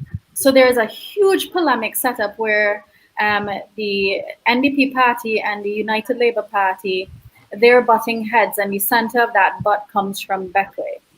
So you could see how any kind of governmental backlash would absolutely negatively affect the Grenadines in terms of neglect, abuse, all of this slight behavior that adds up over time in terms of how yes, we're still very resilient people, but I think that the younger generation is feeling this in a very strong way, because they also understand the mainland in a very different way. A lot of the young people go to school every day on the mainland. They have friends and family on the mainland. So the connection has never been closer, but at the same time, we have never felt so neglected or unseen. So listen, let's sorry, go Phil. Go ahead. No, that's interesting to talk. Young people going to school every day, so there's still that daily commute between. Still the daily commute on the ferries, yes. Okay. Can I ask or interject? There was something that Holly said, and it tied into something that Milton has been saying, and the rest of us have been saying. And I want to be clear, in Bequia, because of the boating, because of the shipping, is it that Bequia has become a lot more self-sufficient? Is that right? Yes, absolutely. Right. No, I remember that self-sufficiency has started to erode, though, because the traditions are starting to disappear. The boat building, etc. Right. Now, one of the things I've heard, and I'm hearing Milton clearly, and I've heard it here. There's always been this conversation about what is your contribution to the national economy as the small island. What are you contributing to the pot? Yeah, or you just taking. Right. So when I listened to Holly and I heard what was happening there, and you said how they turned their back on the mainland, I felt, well, yeah, they probably could, because it's almost as if, look, we can manage ourselves. Yeah. We don't have time for you. Yeah. But the question, and this came up in a really huge way in Trinidad and Tobago, I think it was last year. COVID has really messed with my timeline. There was an interview that would have been done sometime late last year or early last year. And there would have been those who are very influential in Trinidad, influential in the economies and business and so on, who have asked the question. I've heard it from members of the business community in Trinidad, what is Tobago contributing to the national economy? Because again, if there's a sense, and there are those who feel it, if as a smaller island, if you are just consuming, but you're not contributing, then why are you What more asking you for more want? than we're giving you? You become more And, more of a noisy neighbor than anything What right, more? else. What more right. you want? Take what you And get. what I know, I've been seeing, and there a lot of voices have been raised in that area. There are more people in Tobago who are trying to really build the private sector. The Tobago House of Assembly is our sort of local government for Tobago. And I'm really listening. Delhi, you've blown my mind. My mind is blown. You see that no say I'm glad Nevis it's on your situation? mind. I'm sorry. I am sorry. I'm not seeing that. I can't see people in Tobago being settled with that. We have two constituencies in Tobago that are part of the national listing. So there are 41 constituencies, and two are Tobago. Tobago will have, the government will have 2 seats here. And apart from that, when I think of the opposition voices that we have in Tobago, we have some really noisy opposition voices that will not let the government pass. Yes. They don't get a pass. Yeah. So that I even if like we that didn't thought. have the 2 seats, even if we didn't have the 2 seats, I'm seeing where if this had been the situation, there are those who would have made noise to make sure that no. But the drive for no, really, this thing blowing my mind, you know. I think I'm going to fall asleep thinking about the fact that Nevis cannot vote because Right. I believe I must vote. Even if I go into an electoral booth and I'm not sure who I'm voting for, I walk in there if I have to decide when I reach. But Exactly. I must vote. Yeah, I it must be must your vote. So right. that listen. Anyhow, let me calm down. This thing really upset me. Calm down. But there is really more and more. And even when I look at what's happening in our schools and so on, the students have been exposed to a lot more business subjects than before. They've introduced things like entrepreneurship. We have a course at the A levels called tourism at the Cape level. And we are seeing where more and more young people are being encouraged, as opposed to my generation, we were encouraged to study and get a good government job. It was about getting a job. You want to get a Job for job, life. you want to get a career. But the push was not to start your own business. And we keep saying, and we've understood this, and I say to all my students, salaries don't build wealth. No. No. No. Not Wealth today. comes, wealth will come from your profits. Profits mean you're in business. Yeah. And this Here, is when here. we look at the mainland. If you go to the mainland, you're going to see that there are a lot in terms of business and industry. This is what's happening on the mainland, and we have to ensure that we're telling this to those who are on our smaller islands. That, and we have people doing business on the smaller island, but it's still to a large extent small scale. To a large extent, it's still small scale. But if we want to talk about growth and development on the smaller island, we really have to get our people on the smaller island to change the perception of A job. dependency. Dependency is not about the job, it's not about getting a salary from a government, but about taking the resources that you do have. Even though, yes, we can also talk about neglect from the mainland to pump resources to help build private sector and to build business. But we have to also think about changing our mindset. Take a We bit of have to become ownership. entrepreneurs. Whatever it is we have, begin to brand ourselves, market ourselves, use the technology that exists right now and get your name, your product, your business out there and go beyond the walls or the reefs. Let's call it Yeah. go beyond our reefs Yeah, and agreed. really build business because we cannot, the government cannot give us everything.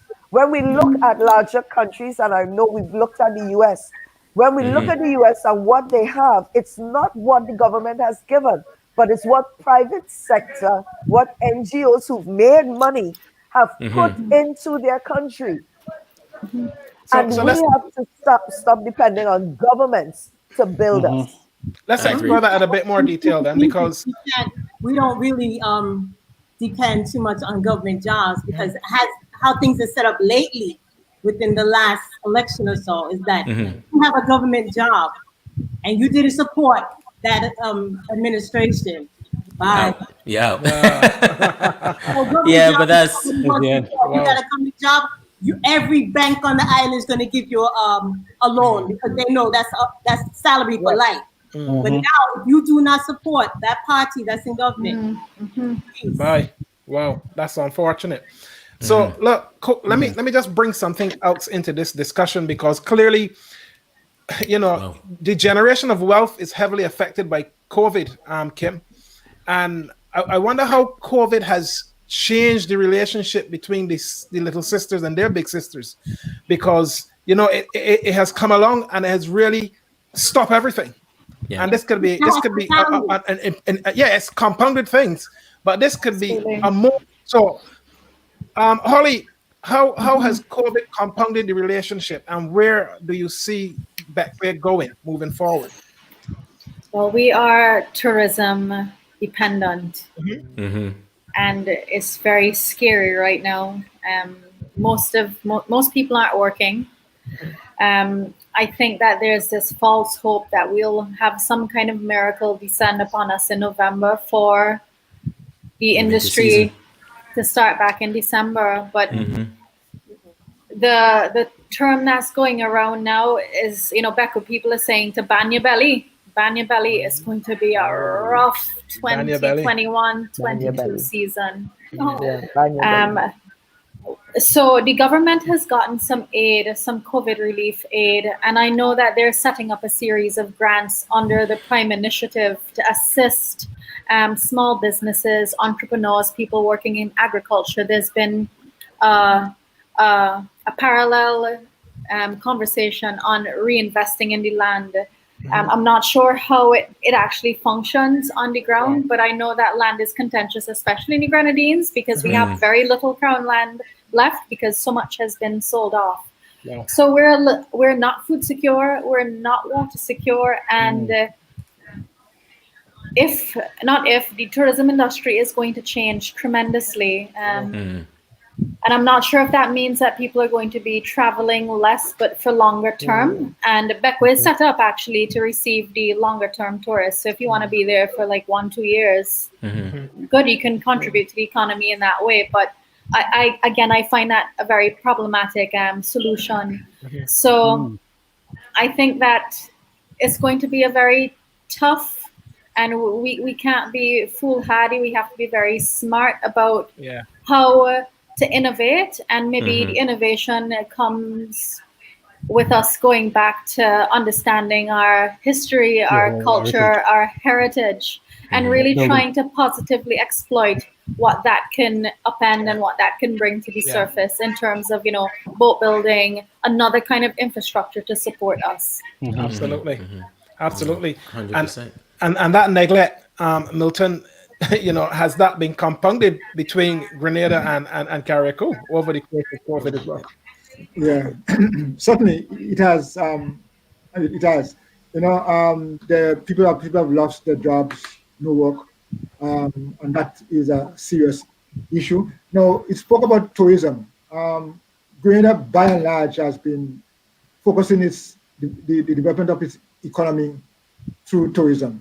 And with the COVID experience, that has literally brought us to our knees. So we have to re-educate. I mean, that's on mainland, much more so on the sister islands. And now we have to re-educate ourselves. We have to understand that we have to be engaged in activities that where we can develop ourselves. I don't think they're a case of we depending on the bigger islands. I think the bigger islands should be supporting the industries in these islands, because we can do it. We can do it. We need to. And so we have things that we can do: fishing, boat building, our cultural identity, establish relationships with friendly nations, etc. So these are things that I think that we can do. And so somebody else, I think Kim asked the question about what are we bringing to the mainland. Well, for example, in Carriacou here, we have supplied 2 prime ministers. Grenada has had 5. we have produced two. Two. Yes, so that's one aspect. We have also provided a leadership, a quality of leadership that is very, very important. Because we are from these islands, we know how to make ends meet, as it were. Yes. Yeah. Yes. We know how to Yes. manage.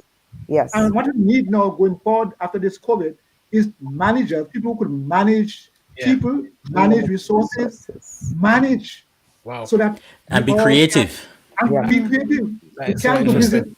We can't do business as usual. You know what I No. mean? And we Yeah. have to be creative. And because I really believe that COVID ain't going anywhere now. Um, Sure. so we need to change that mindset. We need to change that mindset and understand that we are to take our lives into our own hands, build the economy, rebuild the societies in which we live. And by that I mean get into business, Yeah. be entrepreneurs. Don't Yeah. depend on people. Yeah. Build. We have the talent. We have the abilities. We Yeah. have, and I think I would like to say we also have the facilities. We have the opportunity now so that we can rebuild ourselves even better than what COVID we see before COVID. No. And do you think, as far as how COVID was handled during this period, do you think and perhaps Delhi, you can jump in here. Do you think Nevis benefited or not from the way how it was handled in general, Vixen? Like, what do you mean exactly? I like. Do you feel that what's been put in place, that Nevis has been brought into it, has been thought about? Because one of the things Oh yeah, across the world. I think that Jump we in. had our fair share of. They work together. To me, from what I see, we work hand in hand with St. Kitts to overcome the COVID situation. We're still closed down. Our borders are closed, and they have been closed since early March. Yeah. And most of the cases have been on St. Kitts Yeah. rather than Nevis. So citizens want to move over here because we hardly have COVID. That's a benefit of being small. But one of the things then that has been a huge issue was especially during this period and thinking about schools, has been technology. And even us doing this show, we look interconnectivity or connectivity, sorry, has been always been a bit of an issue sometimes when we're dealing from people across the islands. The infrastructure, therefore, in say Tobago, Nevis, Carriacou, and Bequia, do you think you were more adversely affected, or your students were more adversely affected by this issue around connectivity than the quote unquote mainland? I would say so. Well, I mean, we have a different history than some of these other islands, and St. Kitts is only like about 15 minutes away by boat. Um, I, the only thing I am really upset about is that we didn't, the kids in Nevis didn't get their tablets or laptops in a orderly fashion to do any school studies. I heard kids in St. Kitts got theirs immediately. Right. And the kids in Nevis, their parents had to sign for the laptops and the tablets before they were able to get it. When I know the previous administration just gave the laptops out. Wow. Oh, that's interesting. Well, it was I don't know if it was a money thing. I don't know if the Nevis administration wasn't advocating enough for our children here. But I just see a little discrepancy with that schooling. Anything similar in Tobago, Kimmy? So Tobago, we had I have to stop giving these huge sighs when you ask me. I like the size because it tells me what's coming. Something is coming. Or if I hear what comes, it tells me you're holding back something. Yeah. Right. So connectivity. I think connectivity, the issues that people complain about in Tobago, there are people in Trinidad who would complain about the same issues. So what I've been observing, especially, I try to stay in touch with teachers who are in Trinidad as well as those in Tobago. You're listening to the conversations on social media, and there are parents and students in Trinidad who are also struggling. There are parents and students in Trinidad who still don't have devices, and the same thing applies in Tobago. The Ministry of Education, we have a new Minister of Education because we just came out of came out of elections on August 10th. September 10th. September September 10th, we had elections and we had a new Minister of Education. And she has encouraged corporate sponsors to adopt a school. Adopt a school so that within those schools where there are students who have connectivity issues or they don't have devices, that they can sponsor. And I have been seeing individuals stepping up to assist students who don't have devices because a lot of them don't. The other thing that they've done here, especially when we talk about the technology, there's some students who really, because of their situation, where they may be living, they cannot get the Wi-Fi, they cannot get connection. So we're also doing packages. They've asked for us at the school level as teachers, apart from what you prepare to do online, prepare packages to send for the students. That's a whole other story. Teachers, if we do one that's strictly on education and we talk about the teachers, that's a different thing. But it's not a situation, I have not observed rather that the situation with regard to technology and connectivity seems to be Trinidadians are more Okay. at an advantage than Tobagonians. What it comes down to is socioeconomic status, regardless of where we are on the which island you're on, who has what you have and what you're able to access. Okay. Okay, that sounds good. Look, I think this is a fascinating conversation. We can just keep going on this, to be honest with you, because I can see our audience is in there. But tell me something about some food. We always talk about food. Yeah. When we're here in the living room. and we like to understand what's going on in the other islands. Is anything uniquely different in the sister islands? Deli, your eyes light up there just now when I say food. She sit forward straight away. I love money and I love food. You love food. So tell me, what's unique about the food in Nevis as opposed to St. Kitts or anywhere else in the region? To be honest with you. Well, recently, I mean, since we have so many people coming in from different islands and different countries, like we have Jamaican restaurants opening up, and part of the Jamaican cuisine is becoming part of the Nevis cuisine. Roti is becoming a regular thing here, where roti wasn't even heard of about 20 years ago in Nevis. Okay. You might have one or two persons doing a roti, but just about every fast food place on the island will give you rotis of chicken and beef and shrimp because of our Indo-Carib population that has just popped up in Nevis. Interesting. Now, I know I would say something now that make Kimmy vex because I'm a Guyanese roti man versus a Trinidad roti man. So don't get vexed. Don't get vexed. I love rotis and doubles, and I never even know about them before. Oh, that's pretty interesting, actually. That's fascinating. Andre, I'm giving you rope. Andre, I'm giving you rope. You're giving me rope. Interesting, guys. Interesting that we're talking about food and roti. I want to also remind us that because of our African connection, we still have a lot of the African traditional food. Yes. We have the salaka. When we have fetes here, the tombstone feast. We have that kind of food is served. The village comes out. People in the village come out and we cook a pot. We have roll rice and roll kuku, with all kinds of meat and so on. So even the food there, even the food here, I mean that doesn't happen much in Grenada mainland. There are those of us who used to live in Grenada. We will kind of we would have brought that down there. But here in Carriacou, it is the fact that we have these special kinds of food. Yes, we have the roti. Yes, we have the regular fish and chips and chicken and chips and so on. Chips. Fish and chips in Carriacou. Man, you don't mention fish and chips when we talking Caribbean, man. Well. Unless you're talking freshly caught fish. Unless it's freshly caught Caribbean fish. Okay. You can make chips with breadfruit too. Lord. Yeah, Don't be good here, fella. I'm saying that, I mean, these are things that I would like us to preserve, as a people.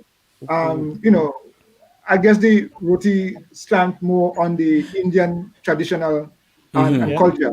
Yeah, but we want to preserve our Africanism, our connection rather. So are there lots of restaurants then in Carriacou and perhaps hopefully spin over in in Grenada about that's more African focused then? No, and interestingly, not so much. We still find that people are having all these kinds of other foods. But the food I'm talking about is that it's done at a community level where we have a fit. Boys, we gotta go there. I come in there. When you come in. I like community level food. I like community level food. That's my thing. I can guarantee you that when he when he hear of Kick Him Jenny, he will probably stay on the man. If you like, Listen this. Go ahead, sorry. well, I was saying, if you like community level food, you have to come to Tobago. Ooh. Remember I told you, I'll tell you why. Remember I told you I came here when I was 14 years old, and what I learned when I came here, every month in Tobago, well, COVID has restricted that, but they have the village harvest. Yes. And the traditional village harvest, the people in the community in that particular village. So if this month, and I heard there's a Mount Pleasant in Tobago too, Holly, we have Mount Pleasant in Tobago. And Mount Pleasant in Carriacou too. Right. And on Bequia. Right, I heard you say it for Bequia. And Barbuda. Right, so we have the commonalities. So that particular month, whichever village, so let's say Mount St. George has their harvest, the people in the community, they will cook their food and you can just pass. Strangers will come to the houses. Well, at least when I first came here, it was like an open door. Food, music, you're coming in, and there are people who would stop at every house in that village. So once food starts, if food is starting to serve, sometimes 10, 11 o'clock in the morning, it goes right through the night, and then they would have the crop over. Wow. The crop over is what they would call the following day, or your lanyap. Lanyap, crop over type following day. And you're going to get your traditional. I saw somebody put it there. You can't come to Tobago and not have curry crab and dumpling. I love this. Curry love crab this. and dumpling. Oh, so this happens every month, is what you said? It happens. There is Calm every down, month. Phil. Calm down. Every month. Yeah, he's one salivating village. now. Every month it's a village. In fact, no, it's Right. not every month. I think the way that we checked it. And Villain, they're saying every Sunday is a harvest. Every Sunday is a harvest. It's every Sunday. Every Sunday. That's the correction. It's every Sunday because What? Every Sunday. every Sunday. Today. Every Sunday. And COVID We going has to Tobago. restricted that. Tobago. Yeah. That's it. There's Sold. some people who Wow. take it to curry crab and dumpling and wild meat, but you're not supposed to have wild meat serving if it's not. You have to be careful about when you catch your trap. Explain wild meat. Wild meat meaning what? Wild Give me something. Right. All right. I don't eat wild meat. I don't like or that. they don't kill me out there. I don't The eat moment that you had to but- sit back there, I frightened. Right. No. So, aguti, but they'll say guti. Iguana. I tell them I Iguana. didn't listen, but apparently the iguana aficionados out there say it's the best meat. You'll have the Okay. rabbit, lap, tattoo. I eat rabbit. I like rabbit. Rabbit good. Yeah, I thought you don't eat meat. rabbits are too cute to eat. They're too cute. Not if they're dead. But the wild Not meat. So they'll cook the meat. Carriacou as well? No holds barred.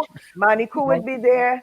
But there are people who really look forward to getting their wild meat and with a lot of provision. It's with the provision. They want the dasheen, cassava, you want your yam, you want, when they talk, in fact, if I go a step further, there's a festival in Tobago called the Blue Food Festival. And it is extremely dedicated to the dasheen. The Blue Food Festival explores all that can be done. There's dasheen wine, dasheen punch, dasheen cake, dasheen flour, dasheen cakes. They Listen, do all sorts of You things. speaking with Philip that. language there, no boy. I done got it in my head, right? We're doing a After living room COVID. session and a harvest. After A harvest COVID. Sunday. You gotta make a harvest. It gotta be Gotta exactly. be a harvest Sunday in the living room, But for it has to sure. be after COVID is lifted. Of course. because, But we can't go away anyhow. You know, it can. But it's something to see. I've never, again, because I came from Trinidad, I couldn't understand random people coming into my house. I couldn't understand it. But Wait, when you say rent, so people just come and knock at your Come door? off the street and just walk we're through. knocking Walk in. door, the door open, your door open, and they might set up a tent in the That is yard. good They're living. cooking outside, the fireside cooking. It's So community. it's very, because remember, right? It's community cooking. I liking this though. I liking this. Passing in, they're passing, hey, how you going? They may not even know who the house owner is. Yes. Right? So they come in, hey, how you going? They eat, as Risky. long as you're not disrespectful. And but I've gone to harvest where I've had friends invite me. So there are some people, because they've tried to, I guess, bring some structure to it. But how I've been introduced to it, you don't need to know people. And they cook all this food. Wow. And you get I like there, this, man. I and like one this. thing is finish the cooking more, and this is what's happening. But it came out of the church tradition. The idea had been that they'd have the service at first, especially the Catholic and Anglican churches. They'd have, and the farmers in the community, you'll bring your first fruit, bring your crop. Your first crop, they bring it to the church, they have the service, the blessing, and then you cook food. They cook Well, listen. food. And everybody eat. Yeah, man. Oh, I have to Let me interject. hear Holly. I want to hear Yeah, Holly. go ahead, on- Holly. on this piece. So- I want to hear what the food in Bequia is like. Come on. So you see, this community thing is really fascinating to me because it's how our ancestors ate. It's very much a steep tradition coming out of West Africa. So I want to pinpoint that as something that's communal, something that it's still there, whether it be a remnant, a memory, and or something that you're participating, which I find fascinating. I love the idea of the harvest. I belong to a community here in Barbados right now that we do a harvest every Sunday as well. And it's amazing to congregate and to eat as a family, There's as something special about it. Yeah. non-blood family. It's really beautiful. So we also have Manaku in Bequia and Guana. Actually, the iguana season opened up in a couple days ago, October 1st. It goes through the end of January, Wow. and people always rave about it. I like I kumi. never try it yet. Though. I can try it one of these days. I'm not fan of the lizard. All right. No. You gotta feed me having it done cooked. I don't want to see it before it cooked. You don't want to see the eyes looking at you. No, stew it up and just give me and Don't tell don't me what even it tell me. Don't tell me what it is until I'm done. But don't show me what it is. Don't show me before you cook it. Just cook it and give me. I don't understand how people could be fooled, but I hear you could get tricked. You could get tricked a little bit, Yeah, you could definitely get chicken rabbit versus chicken because you don't know. It's good. And on Bequia, we dove the whale. So when the whale is caught, they strip the flesh from the blubber and they put the blubber in a pot and they boil it down with the meat. And that's what you call dove, and it's preserved forever. So it could just stay with you for a couple of years. And this is how a lot of Bequia people afforded the ability, grew their finances and their wealth to send their children to school, to invest in their small businesses, etc. But I grew up with a specific tradition in my family of doing ferrying on Christmas Day. Okay. So my family would go out, harvest the cassava, and early Christmas morning, they would go up, heat the copper, and we would spend the entire day making ferrying. Oh, Yeah, so that's a very particular thing. And a really beautiful memory too, in terms of male-female dynamic. The generals kind of Patricia. collapsed, under the copper. It was really a moment to engage and to know folks. And of course, very close to the sea, so you eat a lot of turtle and conchs and wilks, and goat water is big on Bequia. Everybody, when they go to the beach, they bubble in a pot of goat water. Right. So I mean, I'm a non-meat eater, so. So am I. I'm Yeah. glad you said that. I'm like in between all of this stuff. What do I do? What do I eat? Do I eat some quinoa? Like, what do I eat? More farine? So. Listen, when we do the rounds in the region though to do the show, I am not. I going back. 50 pounds heavier. Yeah, I would do back the vegetarian stuff after we get back. Not while I eat in every sick carrot. It's so labor intensive though. It's so labor intensive, like getting everything together, that you don't actually realize how much you burn to get ready to go to all of these things. There you go. Oh, there you go then. That's good then. Just get involved. It's calorie neutral. Get involved. Yeah, absolutely.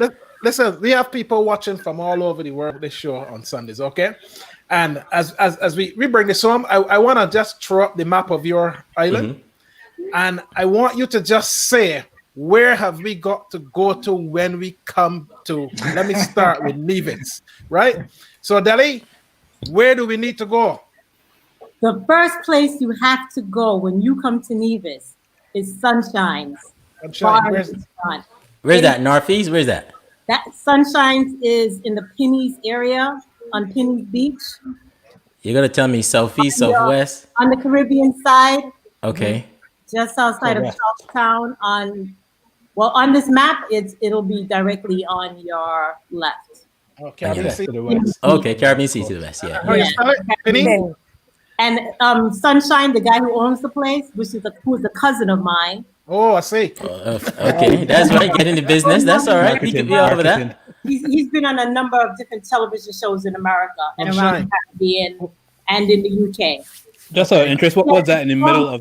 That like everybody loves, called the Killer Bee. He's had, Was that in the middle of Nevis? I see all the Nevis- roads Nevis- lead there. Nevis Peak. but we only Okay. have one main road that goes right around the island. Yeah. Okay. Wow. So we got to go to Sunshine. Sunshine, yes. Awesome. Everybody Okay. goes there. Trudeau Awesome. was here some time ago, the prime minister, just before the island was closed down. Beyonce, Jay-Z's been there. Everybody comes to Nevis, they go to Sunshine. All right, You see awesome. pictures all over the Excellent. place. All the I can't famous believe Jay-Z people get there before me. that have been Man, there. shame on you. You know? All right, Kim, come on, Tobago then. Where are we going? Well, most people like to go to Buku Reef. Buku Reef. Buku Reef, but I would like to direct people, and it's not showing up on the map. There's a little island off of Charlottesville, where that's the north. Right. Okay, up at the Right. top. Charlottesville, Right. off Charlottesville. There's Yeah. a little island off of Charlottesville. Before Charlottesville, there is a village called Speyside, and in Speyside, there is a little island off of there called Little Tobago. Little When you Tobago. go to Little Tobago, yes, Little Tobago, Even you take smaller. a glass bottom boat, yes, We can go do one with the and cousins you're now. going to see the second largest brain coral in the world Wow. on your wow. way to Little Tobago. And then when you actually get to Little Tobago, there's a bird sanctuary on that island, and it's very natural. So you can be walking along the trail, and you're seeing hatchlings, and it's just beautiful. So So you while said the most- second largest what? Brain coral? Brain coral. Brain coral. The largest is in Australia. We have the second largest in Tobago. So meaning what? Mark, I mean you got going to see? Glass bottom boat. We could A go glass snorkeling. bottom boat. Yeah, Mark will do that. That's another story for another day, but he is swimming. Not swimming. Anyhow, yes. I will have you know I was in Barbuda last year and I went snorkeling with the turtles, so I don't really know where you're going with that. You do story. more than me. Anyhow, You do more than me. I didn't go. I watched for the boat and take pictures. Anyhow, yes, I love it. I love it, Kim. Great, awesome. Milton, where are we Right. going in Carriacou? Well, Carriacou, when you come to Carriacou, make sure that, of course, I'm located in Mount Pleasant. Make Mount Pleasant be one of your visits, your trip, because, of course, Mount Pleasant is a very unique place. That's on the We are eastern side of the island. Eastern Mount Pleasant side. on the east, Yeah, yeah. above Bramby. Yeah. Bramby, right. But in terms of activities, really, you can also, I would encourage people to go to Paradise Beach. The name speaks for itself, Paradise Beach. Oh, yeah. And not too far from Paradise Beach is Sandy Island. And these are places, small islands that people go and have fun for the day, go and cook. It's one of the attractions here in Carriacou. But of course, when you come to Carriacou, don't forget to come to Mount Pleasant. Mount Pleasant is, I would consider it, is the hub where things happen. And I know we spoke about Carriacou a lot, but obviously there to the east side is Petite Martinique.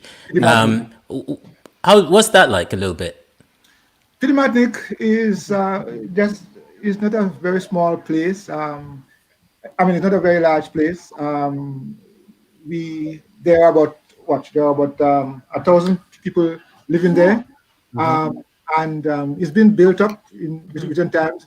And you find a lot of the men from Petit Martinique are into sailing and boat and so on. And I mean, fishing. And that's their livelihood. You know, similar to Carriacou.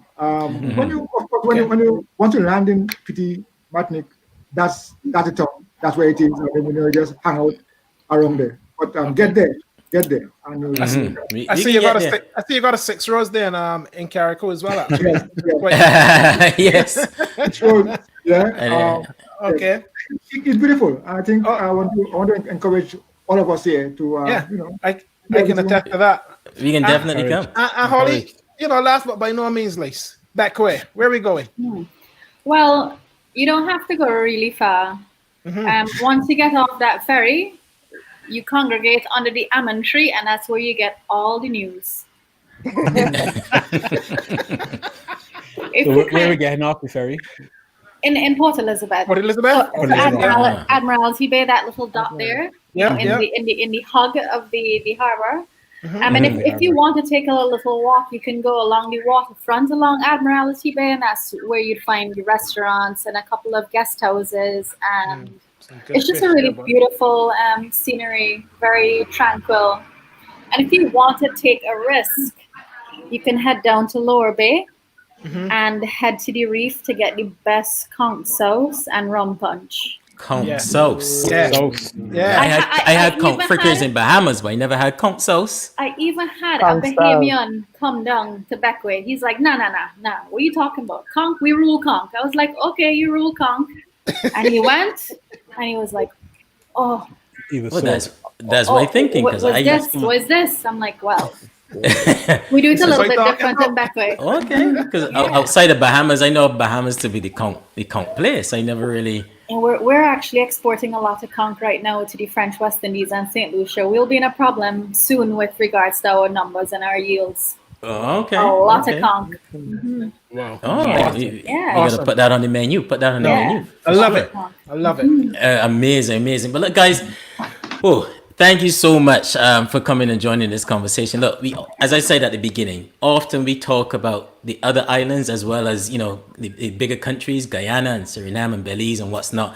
And often in the media and what's not across the region, the sister islands aren't really that much in the conversation. And I think from today, I've learned so much that we really need to make them part of the conversation even more. And from the traffic I see in the live and the audience and what's not, I'm thinking they're thinking the same thing as well.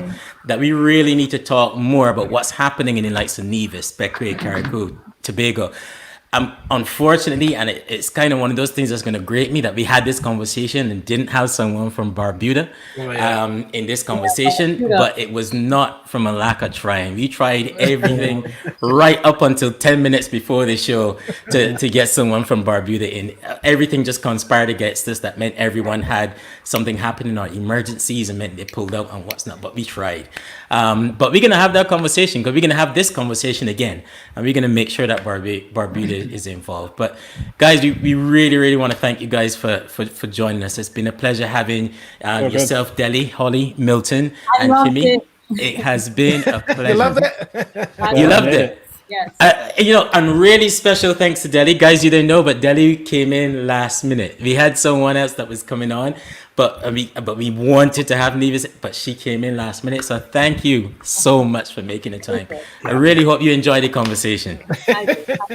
Wow. You did. Excellent. Thank you so much. But guys, so thanks a lot for joining us. It's been a pleasure. Any last words you want to leave before you guys go? I would like to start off here by saying that, you know, we in Carriacou here would really want to encourage central government to ensure that the local government that is enshrined in the constitution be applied. And that would give us some freedom to develop our own selves in our own image and in our own likeness. And I think that is something that we need to pay attention to. Really, we need local government. It is a constitutional requirement, and we need to have it enacted here on the island so that the people can be advanced. Fantastic. Awesome. Thanks, Milton. Yeah. Thank you very much. Awesome. Holly, anything you want to leave final? Echoing the sentiments that Milton just said, we really need to figure out our agency, and representation is so important. And if we're hoping to build a possible future while we're staring down climate change, we have to be really serious about how to dedicate, how to find greater breadth to actually do the work in unison and in unity with other people who have like minds and like affinities. So I'm really happy to be a part of this conversation, because United Grenadines, we need it more and more and more. Indeed. Beautiful. Indeed. Deli, Beautiful. yourself? I'm just happy to be a part of the show. It's great. And I just leave everybody with the message that Nevis is nice. Excellent. Thank you so And much. last but not least, Kimmy. And thanks for having me here. I'm reminded in settings like this that we are more alike than we are different. Oh yeah. For sure. And For sure. the last thing that I want to say is we need a political voice for Nevis. Nevis. That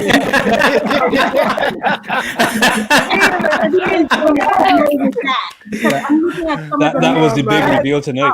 Oh yeah, boy. Big reveal. Upset with the whole idea that Nevisians would not be a part of the major political landscape as being a prime minister unless things are changed. I'm with you there. Look, I think we can get on board that, Kim. I think we can definitely get on board that for Nevis and argue that. But listen, guys, thank you so much for joining us. It's been a pleasure having you guys with us. Yeah. Thank you very much. Thank you. Thank you. Bye. Hi, guys. Whoa, guys, how much y'all learned there in that conversation? Wealth. Yeah. No, it's always Seriously? fascinating. When you go to the other more well-known, probably larger places, you learn something, and then you don't expect, well, what can we get out of these little smaller islands? And they recognize it's still so rich, heritage, different backgrounds, different influences. No, it's fascinating. Absolutely. Go ahead, Mark. I feel like every week, as soon as we finish these conversations, I just ready to go home, man. I just ready to go around the Caribbean, because You know what? That's the problem with doing this now, is that now sometimes like it been raining for the last 3 days here in the UK, and I go like, what are you doing here? Exactly. But listening to the richness of the experience living on those 4 islands was something that was, I was just being educated, because there was a lot that came out of that I just didn't know. I mean, the piece about Nevis is just, so fascinating. That's a massive piece of governance piece that I never even knew. And obviously Never a lot of people, understood it. Yeah. a lot of people in our audience didn't know that either today. So what an afternoon. It is. And then the thing that really got me as well was, even when Milton spoke about the fact about, the time lapse of when slavery was abolished in the UK and slaves coming over, and most of them settled then on Carriacou. And then also the fact that because of that, it meant that they didn't have the same experience. Yeah. So therefore they kept their names. Yeah. They kept their culture. Yeah. They kept their foods. They kept their quote unquote identity as well, and we've got a real rich thing that we can actually delve into right there in Carriacou as far as reconnecting with Africa. Yeah. So that's quite interesting. I didn't know that before, I must admit. It was also interesting to see that happened in Tobago as well. So I'm wondering what was a similar mindset that allowed that to happen. Yeah. No, I think that was fantastic. I mean, and as you say, Mar, every time you have these conversations, you learn more and more. But that's why we do what we do, right? We say that all the time. That's why we started this, in that we wanted to understand more, and we thought that as a region, people wanted to know more as well. So we really hope that our audience is indeed experiencing that and learning more about ourselves. I think someone said earlier as well, the more we learn about ourselves, and the more we will come together, and the more we can build ourselves as well, and the more we can value ourselves. So that was really interesting to see. Yeah, I'm very excited about the future, man. Very, very excited about it, because meeting all these guests and listening to what's going on locally, I just want to be a part of something special in the Caribbean. Yeah. When the doors open again. For sure. We got a book, man. We got a book. And I know Philip there salivating with all this food. You know, the moment he heard breadfruit My flour, Port Elizabeth he was Farley, like, no. yes! They are ready. The 2 plates. I don't want to make every sense. A harvest every Sunday? What? Exactly. He's like, you just so I thought that was very, very good. And I like this idea in Tobago as well. This whole open house thing and cooking and just going around and eat. Love that. Yeah. man. More I could definitely get used to that, you know. But that was good. But listen, to our audience, we want to thank you guys very much for staying with us for the past 2 hours. Special thanks to a few people. So I want to thank Julian Rogers as well. I know you were in, Julian. You know, you were helping us as well, trying to get someone from Barbuda. Didn't happen, but we thank you so much. And for those who don't know, Julian has been like a mentor to us since we started. He's been on the show twice now, and we can pick up the phone, we can message, we can call anytime at all. And even someone of his stature, it doesn't matter. He just simply, you know, gives and avails himself whenever he's available. So I just wanted to say a special shout out. Yeah, you got your enamel cup there? Yeah. So a special shout out to that. Look, guys, Rhoda Barath is coming up at 6 o'clock as well. New sauce. You can check her out. I think she's going to be talking about Carnival, another good friend of ours. And I saw her in the comments there as well. And we started this evening talking about and giving condolences to the family of a living legend for us, or well, who was a legend, but who sadly passed away recently. And we thought we would end with a little clip of Sprang-a-Lang. So we want to thank you guys for joining us. Until then, next time.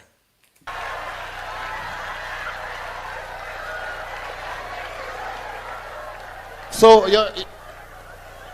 they doesn't know about them thing. You understand what I say? And it have a thing in the Caribbean. They have some now and then you just go and see it on Canal Street. But in Trinidad, in the Caribbean, it is a serious entrepreneurial skill. A thing called a Bendong Plaza. A Bendong Plaza is where everything where they're selling on the ground, and the other Bendong and say, how much for that? How much for Bendong Plaza? And I go on in a Bendong Plaza and the man tell me, I have a pair of shoes here. One heel is 4 inches tall and the other heel is 2 inches tall. I say, and what are you going to do with a thing, with a pair of shoe, one heel taller than the next one? He tell me limp. So that that's the thing in the Caribbean. The Amerindian, the Aborigines, the what is called them, the original settlers, Caribs, have a whole display, Carib time in Arima. They have it in Dominica, all about, they have these old settlers and so on. The Carib, they say, $5,000 for this skull. The skull of the Carib chief. I said, but what would do with that skull at $5,000? They say, well, look, a smaller one here for $3,500. I say, who is that? He said, that the chief when he was small.